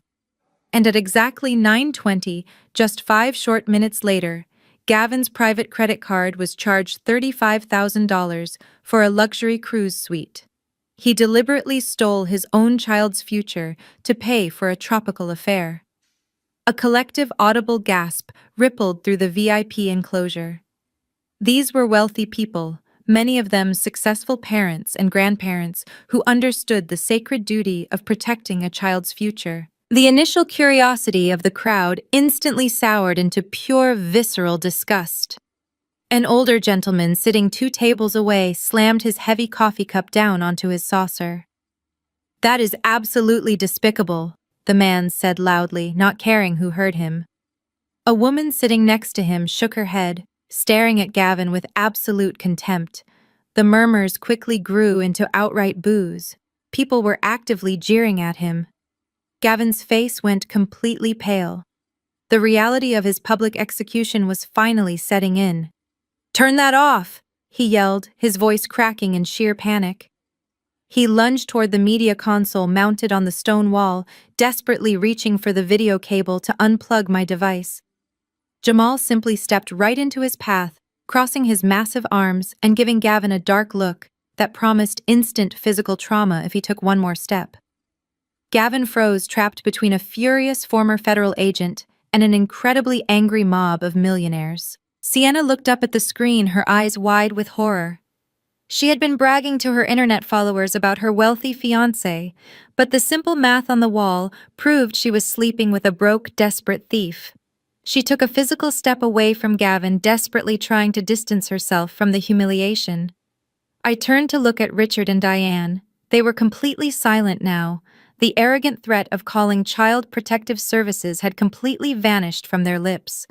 You can defend a cheating son, but you cannot defend a man who robs his own 8-year-old daughter in broad daylight. Diane pressed her manicured hand over her mouth, her eyes fixed on the massive red numbers on the screen. The perfect family name she fought so incredibly hard to protect was now permanently synonymous with thievery. He took everything from her. I said, my voice relentless and cold. He left her sitting alone in the dark, and he stole her education. But if you think stealing from a child is the worst thing Gavin did this week, you severely underestimate his greed. I closed the banking portal and opened a secure encrypted folder on my desktop. It was time to bring out the corporate records. I tapped the screen of my tablet, opening the heavily encrypted folder I had compiled during my helicopter flight. The massive television screen on the stone wall shifted instantly. The red numbers of Lily's drained college fund disappeared, replaced by dense, highly detailed corporate financial spreadsheets. Hundreds of rows of data payment ledgers and vendor invoices illuminated the cabana. The sheer volume of information projected on the screen was overwhelming to the naked eye. But to a forensic accountant, it was a perfectly painted picture of grand larceny. "Gavin, you stood here just a few minutes ago and called me a glorified human calculator," I said, pacing slowly in front of the screen so everyone could hear me clearly. "You boasted about how you bring in the real money for your pharmaceutical company. You claimed your massive salary is what funds your expensive suits and leased sports cars. But the truth is your salary barely covers your massive credit card debt. You are not a successful businessman. You are just a common thief wearing a very expensive linen shirt." I swiped my finger across my tablet, isolating a specific section of the corporate ledger. The screen zoomed in on the regional marketing budget for Gavin's department. As a vice president of sales, Gavin was given executive control over a multi-million-dollar promotional budget. It was supposed to be used for medical conferences, client dinners, and legitimate advertising campaigns. I looked directly at the crowd of wealthy vacationers. Many of them were corporate executives themselves, and I could see the recognition dawning on their faces. They knew exactly how easily discretionary budgets could be abused. "If you want to steal from a massive corporation, the marketing department is the absolute easiest place to hide the bodies," I explained calmly. "You create fake expenses, you approve them yourself, and you hope the internal auditors are too busy to notice." Unfortunately for Gavin, his wife is an external auditor who specializes in finding missing corporate funds. During my flight here, I decided to take a very close look at his department's expense reports. I tapped the screen again, pulling up a series of 12 separate digital invoices. They were all billed from a company called Apex Digital Media. "Look at these invoices," I commanded, pointing at the massive display. $75,000 for a regional social media push, $80,000 for digital brand management, $110,000 for consulting fees. Over the last 4 months, Gavin personally approved 12 separate payments to this single vendor. I highlighted the bottom line of the spreadsheet. The grand total of those 12 invoices was exactly $1.2 million. Gavin was no longer just pale. He looked physically ill. He stumbled backward, his soaked pants sticking to his legs until he hit the edge of a heavy wooden cabana chair. He gripped the back of it, his knuckles turning completely white. "That is privileged corporate information," he stammered, his voice barely a whisper. "You hacked into my company network. That is illegal. Those are legitimate marketing expenses." "Legitimate marketing expenses?" I repeated, letting out a sharp, humorless laugh. "Gavin, you really should have paid more attention when I talked about my job at the dinner table. You bypassed the secondary executive approval process by keeping every single invoice just a few $1,000s under the mandatory corporate review threshold. That is not legitimate business. That is calculated, premeditated fraud." I swiped to the next document. It was a digital copy of the routing numbers attached to the corporate wire transfers. When a legitimate pharmaceutical company pays a marketing agency, the money goes to a domestic commercial bank. But this money did not stay in the United States. I traced the routing numbers attached to every single one of those 12 invoices. The $1.2 million was wired directly into an offshore holding account located in the Cayman Islands. The silence in the VIP enclosure was so absolute that the only sound was the gentle lapping of the ocean water against the infinity pool. The crowd was completely mesmerized by the sheer scale of the crime being dissected in front of them. This was no longer just a messy domestic dispute about a cheating husband. This was a massive corporate crime playing out live over breakfast. "You did not just steal $40,000 from your daughter," I said, my voice dropping into a deadly serious tone. "You systematically embezzled $1.2 million from your employer. You committed multiple counts of felony wire fraud and international money laundering. You crossed state lines and international borders using stolen corporate funds. Family court is the absolute least of your problems right now, Gavin. The Federal Bureau of Investigation is going to freeze every single asset attached to your name, and you are going to spend the next decade in a federal penitentiary. I let the heavy reality of his impending prison sentence hang in the air for a long moment. Then I turned my gaze slowly towards Sienna, who was trembling violently near the edge of the table. But the most interesting part of this entire investigation was not the stolen money. It was discovering exactly who owned that offshore bank account. I turned my body away from my husband and locked my eyes completely on Sienna. Up until this exact moment, she had been hiding behind Gavin, treating this entire confrontation like an annoying interruption to her perfect influencer aesthetic. But as the sheer gravity of the words federal penitentiary finally registered in her mind, her arrogant facade completely shattered. She was trembling so violently that her expensive sunglasses slipped down the bridge of her nose. I reached out and tapped my tablet one more time. The massive screen on the stone wall shifted away from the spreadsheets and displayed a scanned official legal document. It bore the seal of the Cayman Islands Corporate Registry. When you steal over $1 million, you cannot simply deposit it into a local checking account, I explained to the completely silent crowd, though my eyes never left Sienna. You have to clean it. You have to create a fake corporate entity, a shell company, to act as the recipient of those fraudulent vendor invoices. I looked back at the screen and pointed at the bold black text at the very top of the document. The company Gavin used to siphon the money is called Apex Digital Media. I took a slow step toward the young woman standing frozen by the breakfast table. But Gavin could not register this offshore company in his own name. That would immediately trigger an internal compliance audit at his pharmaceutical firm. He needed a proxy. He needed someone completely detached from the medical industry to act as the registered agent and sole proprietor of the shell company. He needed a money mule. I pointed at the bottom of the projected document. Right next to the official corporate seal was a perfectly legible, heavily stylized signature. It was the exact same signature Sienna used on her social media posts. Sienna, I said, my voice ringing out with absolute clarity. Would you like to explain to everyone here why your legal name and signature are on the Articles of Incorporation for a fraudulent offshore holding company containing $1.2 million of stolen corporate funds? Sienna let out a sharp gasp, taking another panicked step backward until her back hit the wooden railing of the cabana. No, she stammered, shaking her head wildly. No, that is not what that is. Gavin told me that was just paperwork for a brand sponsorship. He said his company wanted to sponsor my social media page to promote health and wellness products. He said I needed a limited liability company for tax purposes. I did not do anything illegal.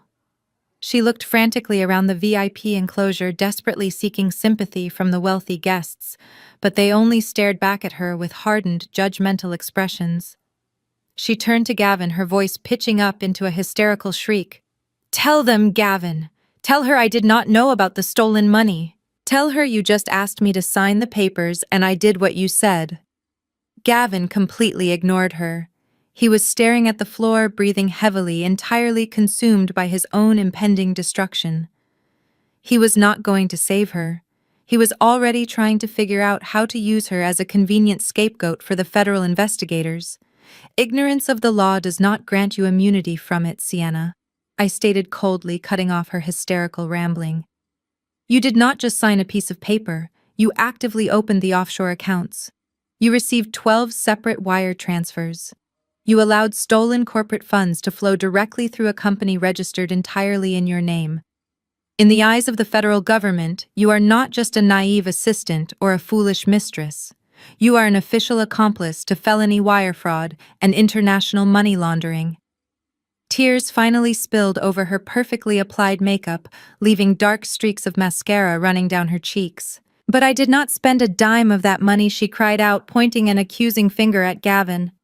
He kept the bank cards. He controlled the offshore accounts. I swear I did not touch it. I looked down at the designer swimsuit she was wearing. I looked at the massive, expensive diamond ring on her finger. I looked at the $35,000 luxury cruise suite she was currently enjoying. "You are wearing the money, Sienna," I replied, my tone devoid of any sympathy. "Everything he bought you over the last 4 months was purchased with stolen funds. Do you know what the government does when they uncover a money laundering operation? They execute immediate civil asset forfeiture. That fake diamond ring, those expensive designer bags, your car, everything will be seized by federal agents the moment you step foot back on American soil." Sienna collapsed into one of the wooden cabana chairs, burying her face in her hands and sobbing loudly. Her grand illusion of marrying a wealthy executive and living a life of absolute luxury had just evaporated in front of her eyes. She was 25 years old, and she was about to face decades in federal prison for a man who used her as a human shield for his own corporate greed. The alliance between the two cheaters was officially broken, leaving them both completely isolated in their own massive, terrifying reality. Sienna was sobbing uncontrollably, her face buried in her hands. Gavin stood completely frozen, staring at his former mistress as she loudly cursed his name and blamed him for her impending federal prison sentence. The wealthy crowd watched the absolute destruction of their partnership with grim fascination. But Diane was not finished.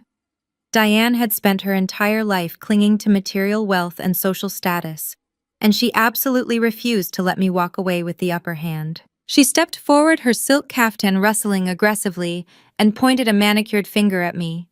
"You think you have completely ruined him?" Diane shrieked, her voice cracking with desperate, uncontrollable rage. "You think showing these corporate records changes the law? It does not matter what he did at his office. You are still legally married. That means he is entitled to exactly 50% of everything you have built together. He still owns half of that beautiful 4-bedroom house in Miami. When he files for divorce, the judge will force you to sell it and cut him a massive check.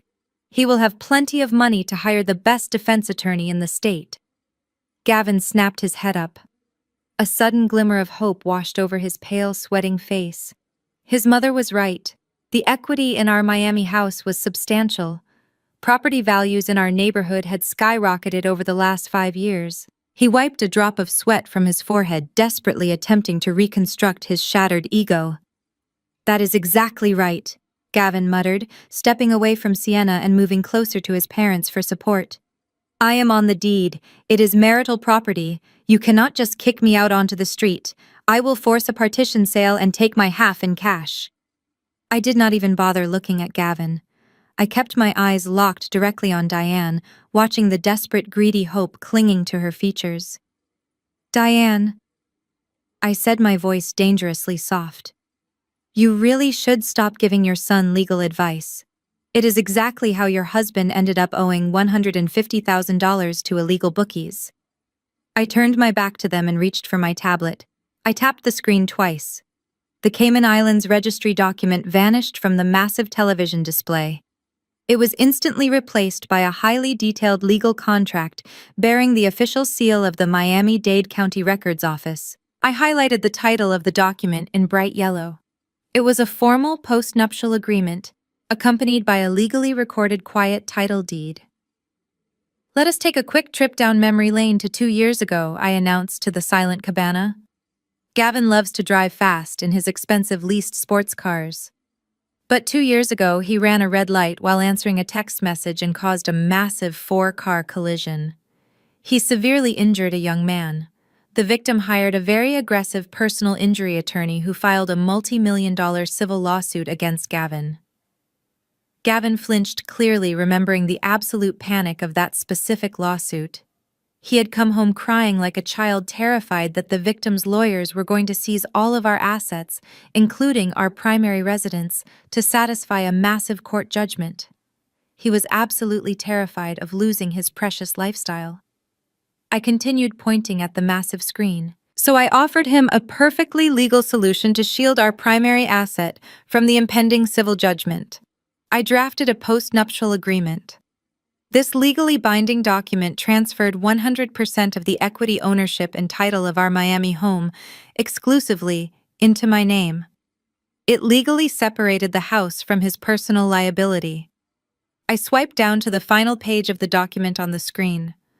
Gavin's signature was displayed in massive black ink right next to the official stamp of a public notary. He signed it without a single second of hesitation, just to save his own skin, I stated coldly. He thought it was just a temporary protective measure until the lawsuit blew over. But legal contracts do not care about your assumptions. This deed was filed and recorded permanently with the county clerk. I turned back to face my husband. Gavin, you do not own 50% of that house. You do not own 10% of that house. You own absolutely nothing. Your name is entirely removed from the property deed. It is not considered marital property subject to division. It is my sole separate asset. You cannot force a sale, and you certainly are not getting a single dime of equity to pay for your federal criminal defense attorney. The glimmer of hope completely vanished from Gavin's face, replaced by a look of sheer suffocating dread. His mother let out a loud gasp, pressing both hands against her chest as if she was experiencing a physical heart attack. Richard stared at the screen, his mouth opening and closing silently, like a fish pulled out of the water. You are effectively homeless, Gavin. I finalized my words, echoing like a gavel striking wood. You abandoned your daughter, you robbed her college fund, and you stole millions from your employer. Now you have absolutely no money, no leverage, and no place to live. Gavin stared at the massive screen projecting his absolute ruin. The finality of the quiet title deed broke something deep inside his mind. He was a man who had built his entire identity on the illusion of control, wealth, and superiority. In less than 20 minutes, I had systematically stripped away his money, his career, his mistress, and his home. He had no clever lies left to spin. He had no manipulative tactics left to deploy. There was only the raw, suffocating reality of his complete destruction. A low, guttural sound clawed its way up his throat. It was not a word. It was a primal noise of pure, unadulterated rage, born from absolute humiliation. The veins in his neck pulsed violently against his skin. His fists clenched so tightly, his knuckles turned completely white.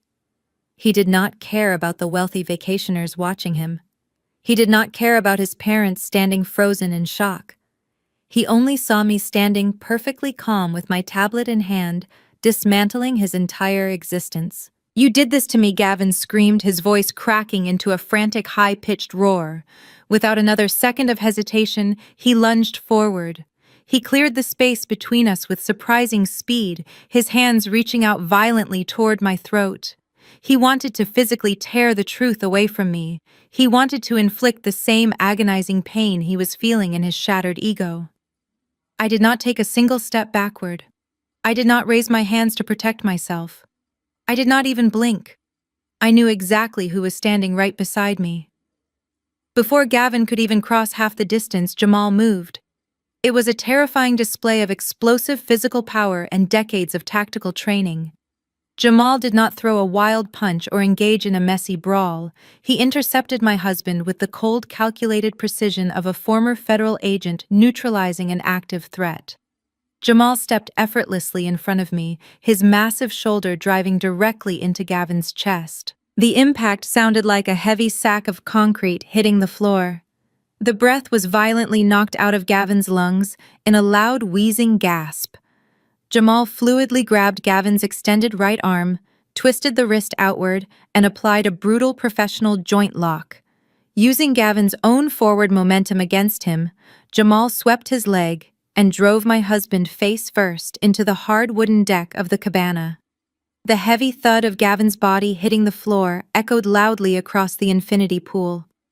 Jamal immediately dropped his heavy knee squarely between Gavin's shoulder blades, pinning him entirely to the ground. He wrenched the locked arm up just far enough to cause excruciating pain without actually snapping the bone.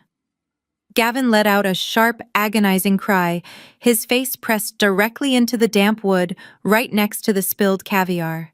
He thrashed his legs wildly, trying desperately to break free, but Jamal was an immovable mountain of muscle and federal training. The struggle was over in less than 3 seconds. Diane let out a piercing shriek, taking a step forward as if she was going to physically attack Jamal. Richard immediately grabbed his wife by the arm, violently pulling her back. He knew better. He knew that interfering with a trained security operative actively restraining a violent attacker would only end with both of them in handcuffs. Sienna backed away slowly, pressing her hands against her mouth in absolute terror, wanting absolutely no part of the physical violence. Jamal did not even look at Diane. He kept his knee planted firmly on Gavin's back, his breathing completely even and relaxed as if he had just taken a casual stroll down the beach. He looked up at the horrified crowd of wealthy vacationers. Almost every single person at the surrounding tables had pulled out their smartphones. The red recording lights blinked aggressively from every direction. Gavin was not just losing his freedom, he was becoming a viral spectacle of failure. "Ladies and gentlemen, I apologize for the sudden disturbance to your beautiful morning," Jamal announced, his deep baritone voice carrying easily over the soft ocean breeze. He spoke with the calm authority of a man reading a daily menu. "For anyone who might be wondering, what you just witnessed is the textbook definition of attempted assault and battery." Jamal leaned down, pressing his knee just a fraction of an inch harder into Gavin's spine. Gavin let out another pathetic whimper.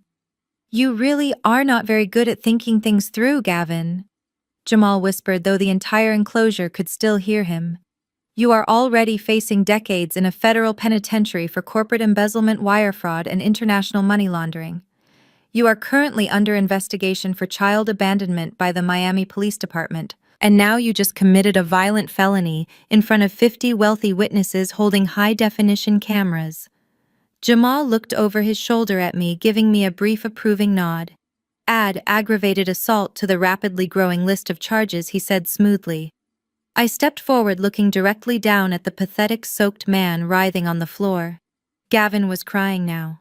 Genuine tears of pain and absolute defeat streamed down his face, mixing with the salt water on the deck. His designer linen outfit was ruined. His reputation was entirely annihilated. The alpha male executive persona was completely gone, leaving nothing but a broken, cowardly thief pinned to the ground. I reached down and picked up my phone from the table, sliding it carefully into my tote bag next to my tablet. "You wanted to play a high-stakes game with our family, Gavin," I said coldly. "You went all in with stolen money. But you completely forgot the absolute most important rule. You never bet against the house." Gavin remained pinned against the damp wooden deck, his face turned sideways and his cheek pressing into the scattered black caviar. Jamal did not move an inch, his heavy knee anchoring my husband to the floor. The physical threat was completely neutralized, but I was not entirely finished. Physical restraint was only a temporary measure. I needed to ensure that his professional destruction was absolute and irreversible. I unlocked the screen of my phone and opened my contact list. The wealthy vacationers in the cabana watched in absolute silence, their phones still recording every single second of the spectacle. Diane and Richard stood completely paralyzed by the railing, finally realizing that their son had dragged their entire family name into an inescapable abyss. I scrolled past the names of my friends and family until I found the exact contact I needed. "Gavin loves to talk about his corporate status," I announced to the crowd, keeping my voice perfectly steady. "He loves to brag about his executive title and his corner office.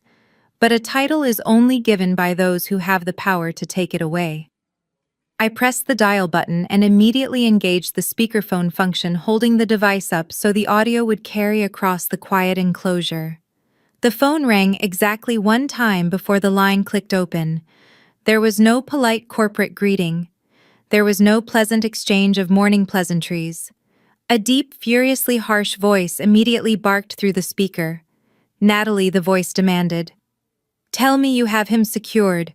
"I have him, Mr. Preston," I replied smoothly. "He is currently pinned to the floor of a cabana in the Bahamas, listening to every single word you are saying." I looked down at Gavin. At the sound of his chief executive officer's voice, Gavin actually stopped thrashing. His eyes widened in sheer, unadulterated panic. He tried to lift his head, but Jamal simply applied a fraction more pressure to his spine, keeping him firmly planted on the deck. For those wondering, I said, addressing the captivated audience, the man on the phone is Mr. Preston. He is the chief executive officer of the pharmaceutical company where Gavin is currently employed. When I was sitting in the back of my brother-in-law's helicopter a few hours ago, I did not just save those fraudulent invoices to my private tablet. I compiled a comprehensive, fully annotated forensic audit report. I attached every single fake vendor payment, the offshore shell company registration, and the corresponding banking timestamps. Then I emailed that entire package directly to Mr. Preston and the executive board of directors. There was a heavy sigh on the other end of the line, followed by the sound of shuffling papers. "I received your email at 5 o'clock this morning," Natalie Preston said, his voice vibrating with barely contained corporate rage. I immediately woke up our general counsel and convened an emergency board meeting at 6. We have spent the last 2 hours reviewing the financial forensics you provided. The evidence of grand larceny and wire fraud is absolutely undeniable. Preston paused, and when he spoke again, his tone was directed entirely at the pathetic man lying on the wooden deck. "Gavin, if you can hear me, you are an absolute disgrace," Preston snarled. "You used my company to fund your pathetic vanity. You abused your executive privileges, violated your fiduciary duties, and stole millions of dollars from the marketing budget to pay your mistress. You actually thought you were smarter than our entire compliance department. You were wrong." Gavin let out a muffled, desperate sob. "Please," he choked out, his face still pressed against the floor. "Mr. Preston, I can explain everything. It is a misunderstanding. I can pay the money back." "You cannot pay back a single dime." Preston fired back mercilessly. "Because you do not have any money. The board of directors just concluded our emergency vote 10 minutes ago. Gavin, you are hereby terminated from this company, effective immediately." The words hung in the air, but the chief executive officer was not finished. Furthermore, Preston continued, dropping the final, devastating hammer. "Because you committed gross misconduct and felony fraud against this corporation, we are triggering the penalty clauses in your employment contract. Your termination is effective retroactively to midnight last night. That means your severance package is entirely voided. Your unvested stock options are permanently canceled. Your corporate health insurance is terminated. You will not receive a single penny of golden parachute compensation." Sienna let out another loud wail from her chair, realizing that her supposed billionaire was now completely unemployed and entirely broke. "Our legal team is currently sitting in a conference room with agents from the Federal Bureau of Investigation," Preston concluded, his voice turning completely cold and clinical. "We are handing over your corporate laptop, your internal email server data, and Natalie's forensic report. The federal authorities are drafting the arrest warrants right now. Do not bother trying to call the office, Gavin. Your corporate phone is disabled. Goodbye." The line went dead with a sharp final click. I lowered my phone and slid it back into my pocket. The silence that swept over the cabana was heavier than the humid tropical air. The execution was flawless. Gavin had spent his entire adult life building a fortress of lies fueled by arrogance and stolen wealth. In less than 3 hours, I had burned that fortress entirely to the ground, leaving him with absolutely nothing but the wet clothes on his back. Jamal slowly shifted his weight, pulling his heavy knee off Gavin's spine. He stood up, towering over my ruined husband. Gavin did not even try to stand or run. He simply rolled onto his side, curling into a pathetic ball on the damp wooden deck. His entire corporate identity, his wealth, and his arrogant pride had just been completely deleted by a single phone call. Before anyone could say another word, the crowd of wealthy onlookers suddenly parted. A tall, distinguished man in a pristine white maritime uniform marched into the VIP cabana area. He was flanked by 4 massive maritime security officers wearing tactical vests. It was the commanding officer of the Oasis of the Seas. He had clearly been alerted by the resort management about the physical altercation occurring in his exclusive passenger section. "What in the world is going on here?" the captain demanded. His voice projected with the practiced, booming authority of a man used to commanding thousands of people at sea. He stopped at the edge of our table, looking down at the spilled caviar, the shattered champagne glass, and Gavin sobbing quietly on the floor. "I will not tolerate this kind of violent behavior from my passengers. Who is responsible for this disturbance?" Jamal smoothly stepped forward, placing himself between me and the ship's security team. He did not look intimidated by the armed officers at all. He reached into his tactical jacket and pulled out his heavy leather wallet, flipping open his solid gold federal shield for the captain to see. "Captain, my name is Jamal Carter, former United States Marshal and current Director of Vanguard Defense," Jamal stated firmly. "There is no disturbance here. We are simply conducting a preliminary containment operation. The man crying on your floor is currently the primary suspect in a multi-million-dollar federal corporate embezzlement and international money laundering investigation." The captain frowned, leaning in to carefully inspect Jamal's credentials. Satisfied with the authenticity of the badge, he signaled for his own security officers to stand down. "Are you telling me I have a federal fugitive sitting in my VIP enclosure?"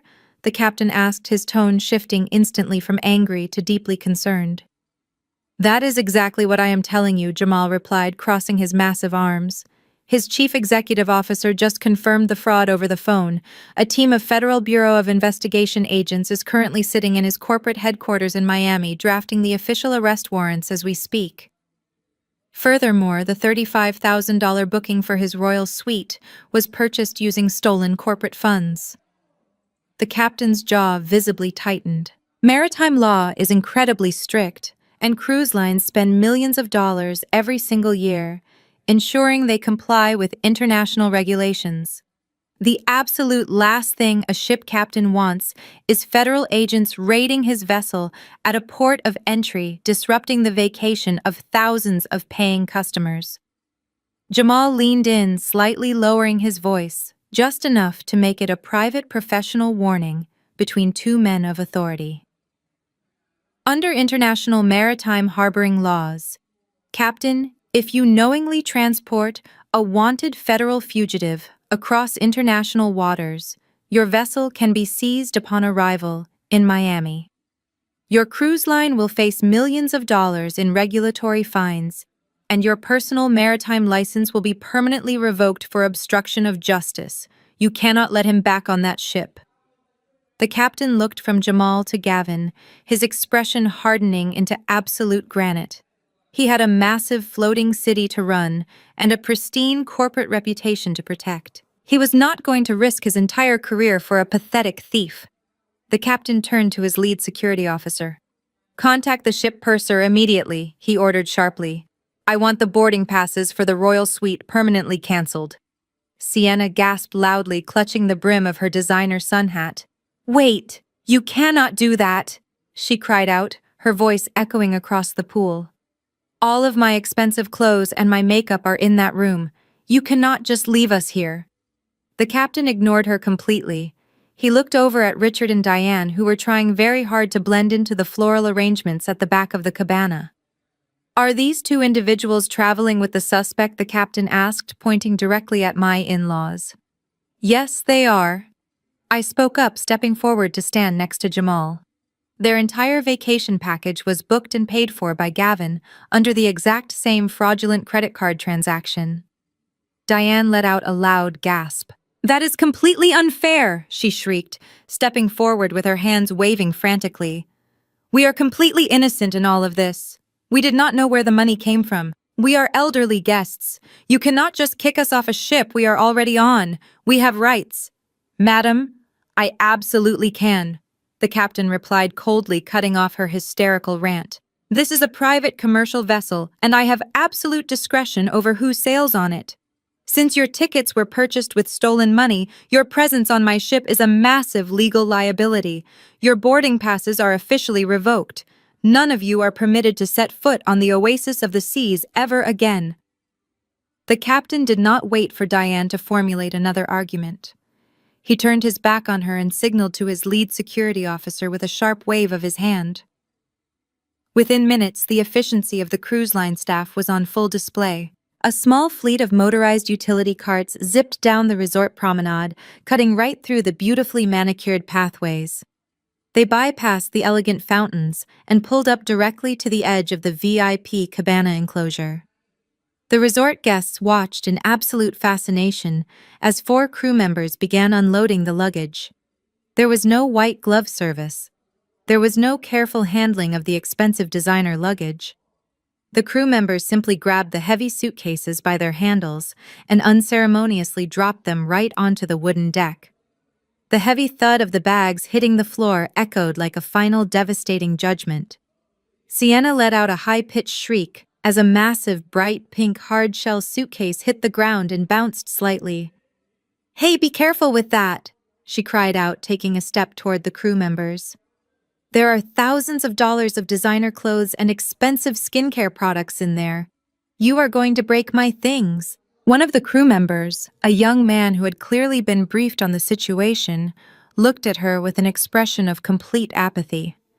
He dropped a matching makeup train case right next to her feet and turned away without saying a single word. Diane rushed forward, her silk caftan flapping wildly in the ocean breeze. She frantically inspected her own matching set of expensive leather luggage. "This is completely barbaric," Diane complained loudly to anyone who would listen. "You cannot just dump our belongings on the ground like common garbage. We paid for a premium package. We expect premium service." "You did not pay for anything, Diane," I reminded her, my voice slicing through her ridiculous complaints. "That premium package was funded by your granddaughter's stolen college tuition. The cruise line is simply taking out the trash." Richard stood silently next to the pile of bags, staring blankly at his tropical fedora, which had somehow been crushed inside one of the outer suitcase pockets. The reality of being stranded on a foreign island, with no return ticket, and a son facing federal prison, had finally broken his spirit, completely. Gavin slowly pushed himself off the damp wooden deck. His expensive white linen shirt was stained with spilled champagne dirt and black caviar. His hair was a tangled mess. He looked absolutely nothing like the arrogant pharmaceutical executive who had been bragging about his wealth just half an hour ago. He stumbled toward the captain, holding his hands out in a desperate, pleading gesture. "Please," Captain Gavin begged, his voice trembling with sheer panic. "You have to let us back on the ship, just to get back to Miami. I do not have a return flight booked. I just lost my job. The federal authorities are waiting for me. If I do not return to the United States immediately, they will add flight to avoid prosecution to my charges. You have to give us passage back to the mainland." The captain looked at Gavin with a mixture of pity and intense disgust. "My primary responsibility is the safety and legal compliance of my vessel," the captain stated firmly. "You used stolen corporate funds to board my ship, making your ticket completely invalid. More importantly, I will not allow my cruise line to become an accessory to international money laundering. You are no longer my passenger. How you return to Florida is entirely your own problem. But we have nowhere to go." Gavin pleaded, tears welling up in his eyes again. He turned and pointed a shaking finger at Jamal and me. "She took everything. My company disabled my corporate accounts. I have no way to pay for a commercial flight." Jamal crossed his arms, staring down at my husband with cold satisfaction. "You should have thought about your travel logistics before you abandoned your daughter in the dark," Jamal said. "The federal authorities know exactly where you are, Gavin. If you try to run, I will personally hunt you down." The captain turned to his security detail. "We are done here," he announced. "Ensure these individuals do not attempt to bypass the Port Authority gates." As the captain and his security team marched away from the cabana, a massive, deafening sound suddenly vibrated through the tropical air. It was the deep, booming horn of the Oasis of the Seas. The sound echoed across the entire island, a massive mechanical roar signaling the ship's imminent departure. I looked out over the infinity pool toward the private dock. The heavy mooring lines were already being released. The massive floating city was preparing to leave the Bahamas, taking with it the luxurious fantasy Gavin had stolen so much to build. Gavin fell to his knees right beside his dumped luggage. He buried his face in his hands, completely broken. The ship's horn blew a second time, sealing his fate on the island. The wealthy vacationers in the cabana began to slowly disperse, shaking their heads and murmuring about the incredible spectacle they had just witnessed. Nobody offered Gavin a hand. Nobody offered Sienna a tissue. They were entirely isolated, surrounded by their expensive bags, with absolutely nowhere to go. I stood tall, feeling the warm ocean breeze against my face, knowing the hardest part of the battle was finally over. The destruction of his paradise was absolute. The massive cruise ship slowly pulled away from the dock, leaving Gavin and his enablers entirely behind. Gavin watched it go, his eyes wide and bloodshot. The reality of his situation was finally overriding his shock. He was stranded on an expensive island in the Bahamas, with his mistress, his elderly parents, and a mountain of luggage. The tropical sun was beginning to beat down aggressively on the wooden deck. Sienna was already complaining, fanning her face and whining about how the heat was going to ruin her expensive makeup. Gavin scrambled to his feet, his survival instincts kicking in. He frantically patted his wet pockets until he retrieved his leather wallet. He pulled out a sleek platinum credit card, his hands shaking so badly he almost dropped it. He turned to the resort cabana manager, who was still standing nearby, observing the chaotic aftermath. "I need a room," Gavin demanded, his voice raspy and desperate. He shoved the card toward the manager. "I need your best available suite for the night. And I need a private car to take us to the commercial airport tomorrow morning. Just put it all on this card. Put a $10,000 hold on it if you have to. Just get us out of this heat immediately." The manager looked at the card, then looked at Jamal, who simply gave a slight shrug. The manager pulled a mobile payment terminal from his apron and inserted Gavin's credit card. The machine beeped, processing the transaction over the resort's wireless network. We all stood in silence. A few seconds later, the machine let out a harsh buzzing sound. The small screen flashed in bright red letters. "I am sorry, sir," the manager said coldly. "The card has been declined." Gavin snatched the card back, his face flushing with panic. "That is impossible," he snapped. "That is a premium corporate travel card. Run it again. Or wait, try this one." He pulled out his primary personal credit card and jammed it into the terminal himself. The machine processed for 3 seconds before buzzing again. Declined. Gavin's breathing became shallow. He pulled out a third card, then a fourth, sliding them frantically through the machine. Declined, declined, declined. "This is just an international security block," Gavin muttered to himself, trying to rationalize the situation. "My bank must have flagged the sudden overseas charges. I just need to log into my application and authorize the transactions to clear the security hold."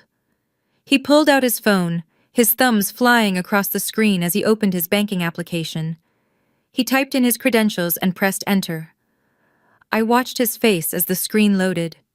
The absolute horror that washed over his features was incredibly satisfying. The application did not show his account balances. It simply displayed a stark error message stating that his accounts were locked and he needed to contact his financial institution immediately. "You can stop swiping your plastic, Gavin," I said, taking a slow step toward him. A smile finally broke across my face. It was the smile of an auditor who had successfully balanced the ledger. "Your bank did not flag those cards for international travel." "I did." Gavin slowly looked up from his phone, his eyes filled with sheer terror. "While I was flying over the ocean this morning, I did not just call your chief executive officer," I explained smoothly. "I also called my corporate attorney. I provided him with the exact same forensic evidence of your wire fraud. He immediately filed an emergency ex parte injunction with a judge in Miami. Because you used our joint accounts to funnel stolen corporate money, the federal authorities instructed the bank to execute an immediate total freeze on all of your financial assets." Sienna stopped fanning herself, her jaw dropping open as the reality of her sudden poverty washed over her entirely. Richard and Diane stood perfectly still, their expensive tropical vacation outfits looking absolutely ridiculous as they silently listen to their doom. Every single bank account attached to your social security number is completely locked, I continued, my voice echoing clearly. Your credit cards are deactivated, your lines of credit are suspended, you cannot buy a hotel room, you cannot buy a commercial plane ticket, you literally cannot even buy a single bottle of water from this resort. You are completely and utterly destitute. Gavin stared at his useless platinum cards, the plastic suddenly representing nothing but his colossal failure. He had spent his entire life valuing people based solely on their financial worth. Now his net worth was absolutely zero. He was stranded in a tropical paradise, with no shelter, no food, and no escape route, entirely at the mercy of the elements, and his utterly devastating and entirely avoidable personal choices. The tropical sun was growing hotter, reflecting harshly off the wooden deck of the cabana. Gavin remained on his knees, clutching his useless plastic credit cards. He was completely broken, but my attention shifted to the two people who had spent their entire lives enabling his catastrophic behavior. Diane and Richard were staring at the departing cruise ship, the reality of their situation finally piercing through their immense entitlement. They had no access to Gavin's money, and since they lived entirely off the allowance he provided them from his stolen corporate funds, their own bank accounts were likely just as empty. Diane slowly turned away from the ocean and looked at me. The arrogant, condescending mother-in-law who had just threatened to call Child Protective Services was suddenly gone. In her place was a terrified, desperate older woman who realized she was stranded in a foreign country with absolutely no way to pay for a flight, a hotel, or even a taxi. She took a hesitant step toward me, her hands clasped together in a pathetic display of submission. "Natalie, please," Diane whispered, her voice shaking violently. "You have made your point. You have completely ruined him. But Richard and I had nothing to do with the corporate money. We are senior citizens. We cannot stay out here in the sun. We have medical conditions. Please, you have to let us ride back to Miami with you on the helicopter. We will not say a single word. We just need to go home." Richard stepped up right behind her, nodding frantically. "We will leave Gavin here," Richard added completely, throwing his own son to the wolves to save himself. "He made his bed, and he can lie in it. But you cannot leave us here. We are family. You cannot just abandon us on an island." I looked at the two of them, feeling a deep, profound sense of disgust. They were perfectly willing to abandon my 8-year-old daughter in a dark house. They were perfectly willing to watch Gavin replace me with a 25-year-old assistant. They were perfectly willing to commit perjury to steal my child. But the absolute second their own comfort was threatened, they immediately turned on their golden boy and begged for my mercy.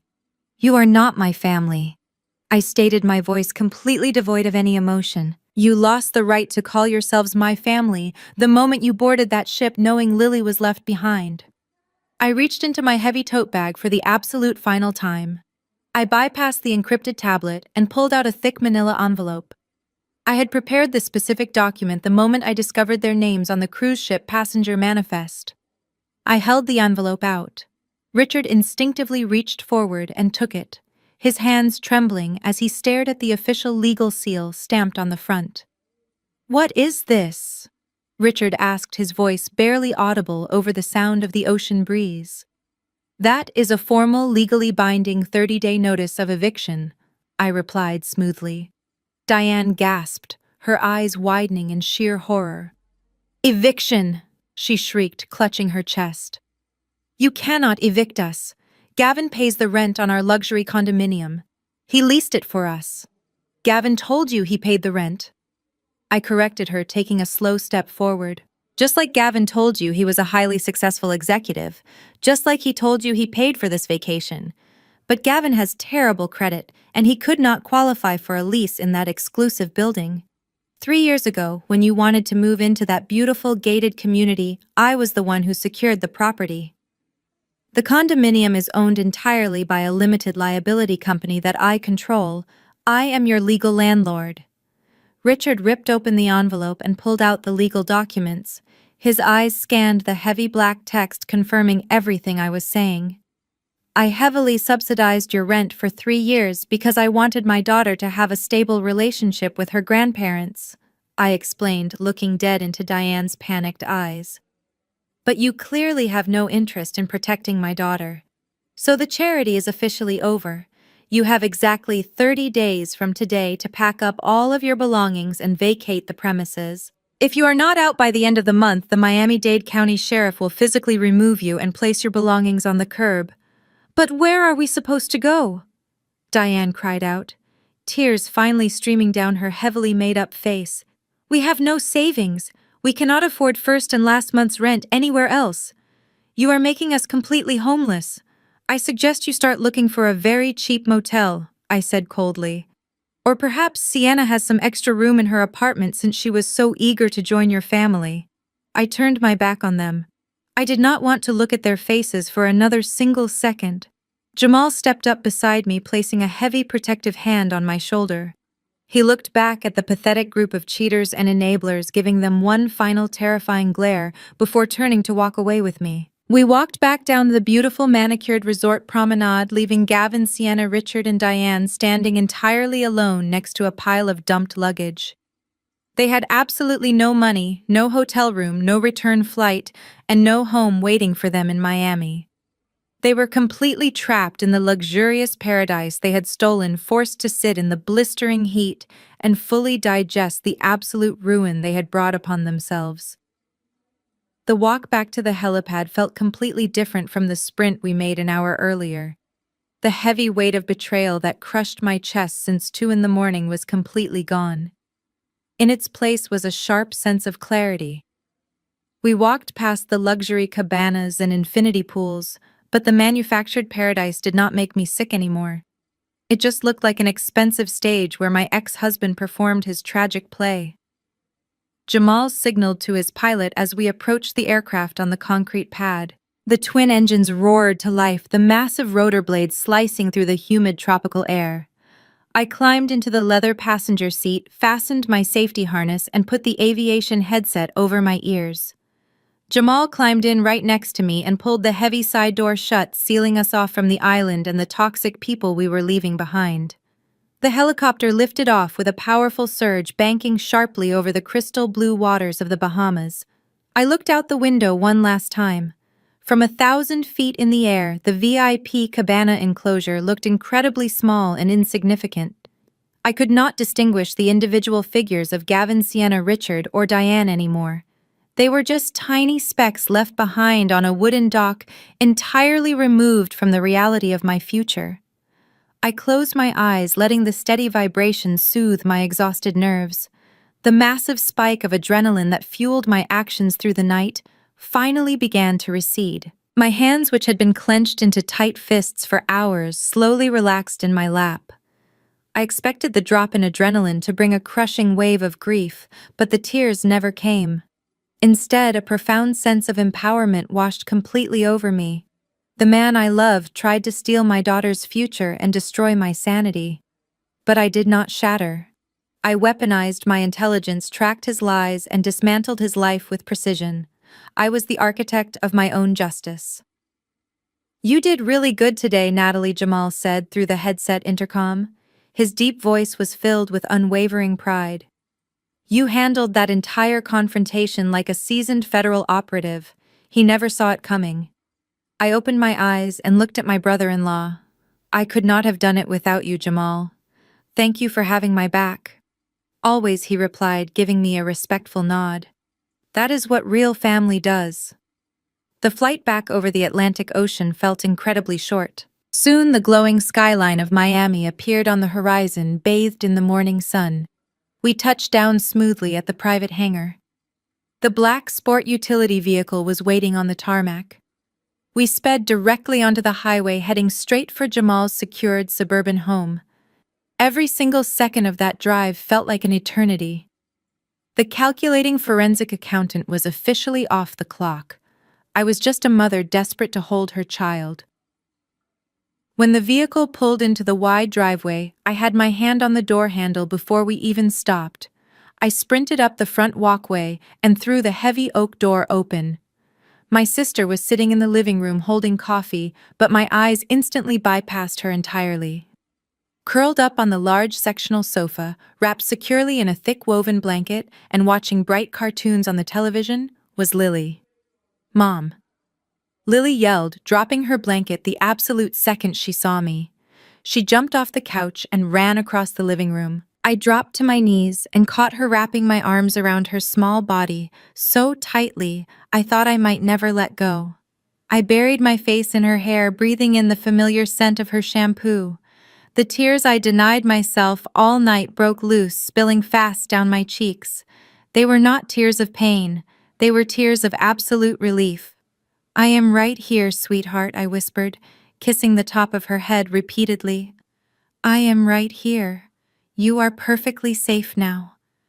"I was so scared when the lights went out," she murmured, burying her face deeply into my shoulder. "Daddy never came back with the milk." "I know, baby, I know," I said, pulling back just enough to look into her brown eyes. "But listen to me very carefully, Lily. You are never going to be left in the dark ever again. I am always going to protect you, and nobody is ever going to take anything away from you as long as I am breathing." I pulled her back into my arms, holding my entire world tightly against my chest. The storm was officially over.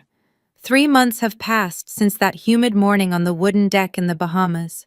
The transition from absolute chaos to profound peace was surprisingly fast. Summer turned into early autumn, bringing a fresh, crisp breeze to Miami. Lily went back to school, her laughter echoing through our home once again, completely untouched by the toxic storm her father had tried to drag us into. While my daughter and I moved forward with our lives, the absolute destruction I had set in motion caught up to the people who deserved it the most. The federal justice system moves slowly, but when it finally strikes, it strikes with devastating precision. Gavin was formally indicted by the Federal Bureau of Investigation just 4 weeks after the cruise ship left him stranded on the island. Because I had handed the federal agents a perfectly organized, fully annotated forensic audit, the prosecution did not have to spend months building a case. The evidence was absolutely airtight. Gavin was charged with multiple counts of corporate embezzlement, international money laundering, and felony wire fraud. I saw his mugshot when it was published in the local Miami Business Journal. The arrogant, slick pharmaceutical executive was completely gone. In the photograph, he looked hollow, terrified, and visibly aged. Because his assets remained entirely frozen by the emergency injunction, he could not afford a high-powered defense attorney. He was assigned a public defender who quickly advised him that fighting the mountain of financial data was completely useless. Gavin is currently sitting in a federal holding facility, awaiting his official sentencing hearing. The prosecution is aggressively seeking a mandatory 10-year sentence in a maximum security federal penitentiary.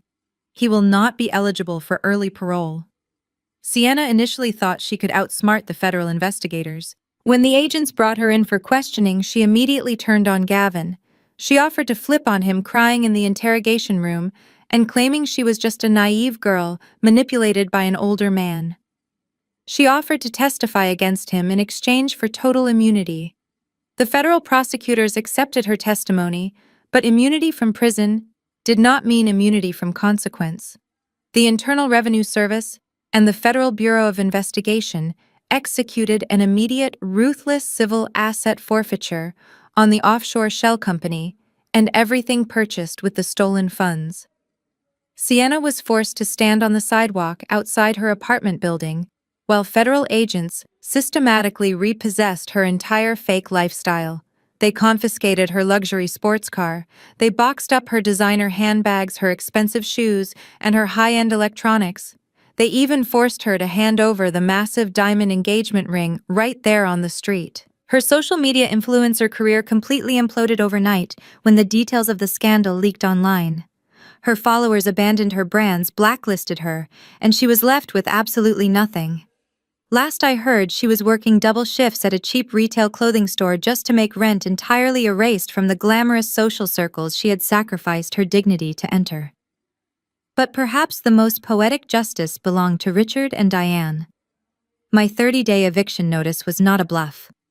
When the month expired, they had not secured a new place to live. They tried to reach out to other family members, desperately begging for loans or a spare bedroom.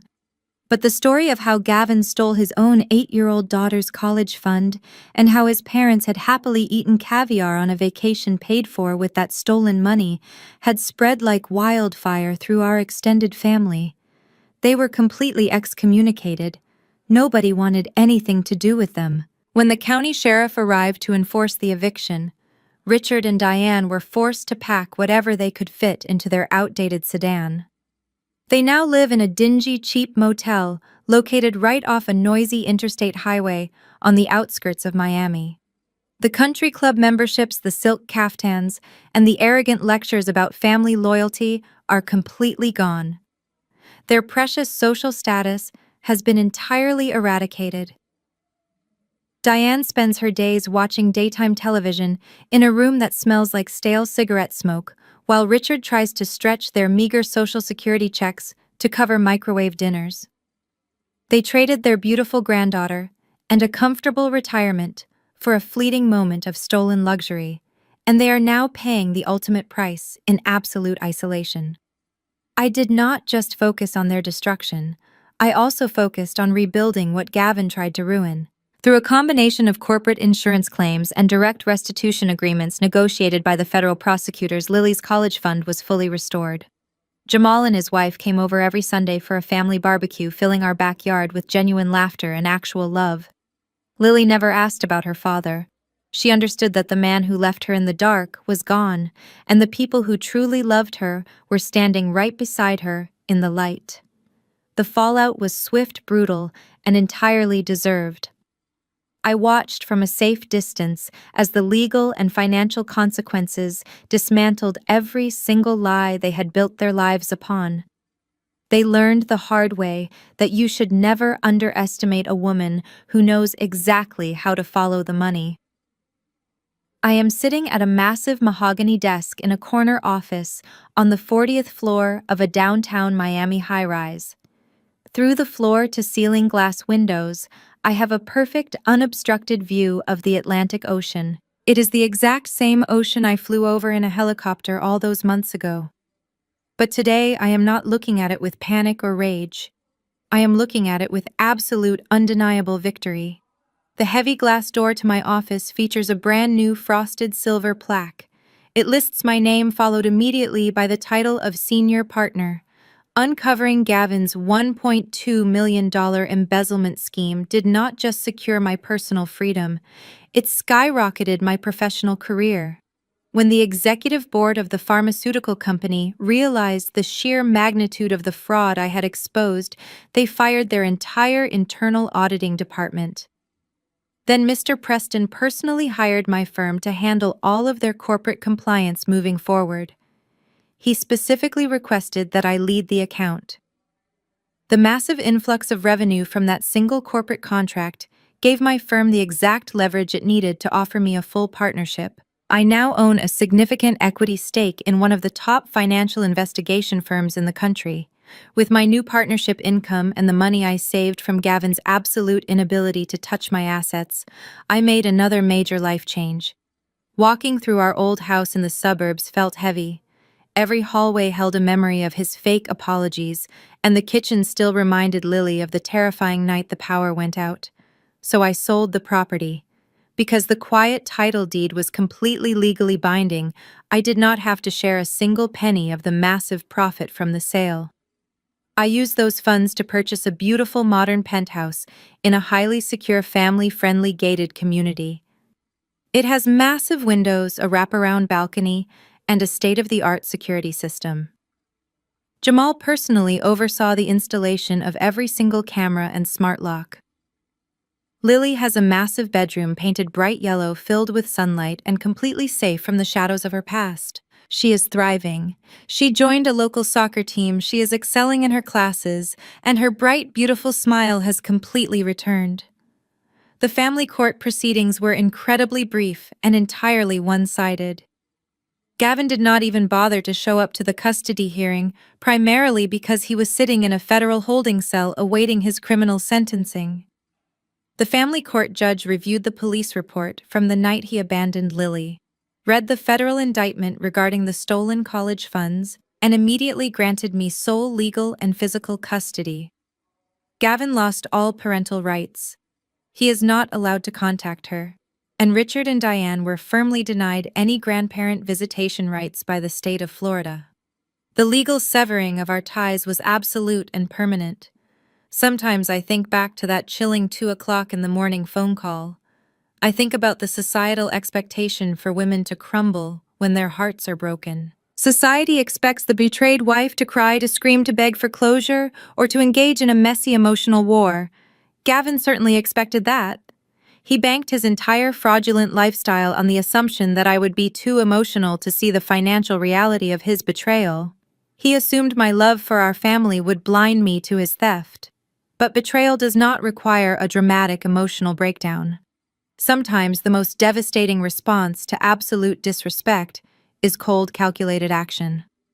I chose data over drama. I chose financial forensics over frantic arguments. I systematically dismantled his lies not with my voice, but with undeniable, irrefutable proof. If you have ever had to walk away from a toxic environment, or if you have ever had to rebuild your life from absolute scratch after someone tried to break you, I want to hear your story. Share your journey of resilience in the comments below.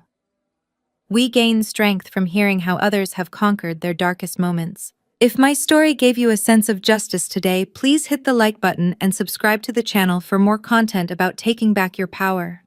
Share this video with anyone who might need a reminder that they are entirely capable of rewriting their own ending. You do not have to accept the narrative someone else tries to force upon you.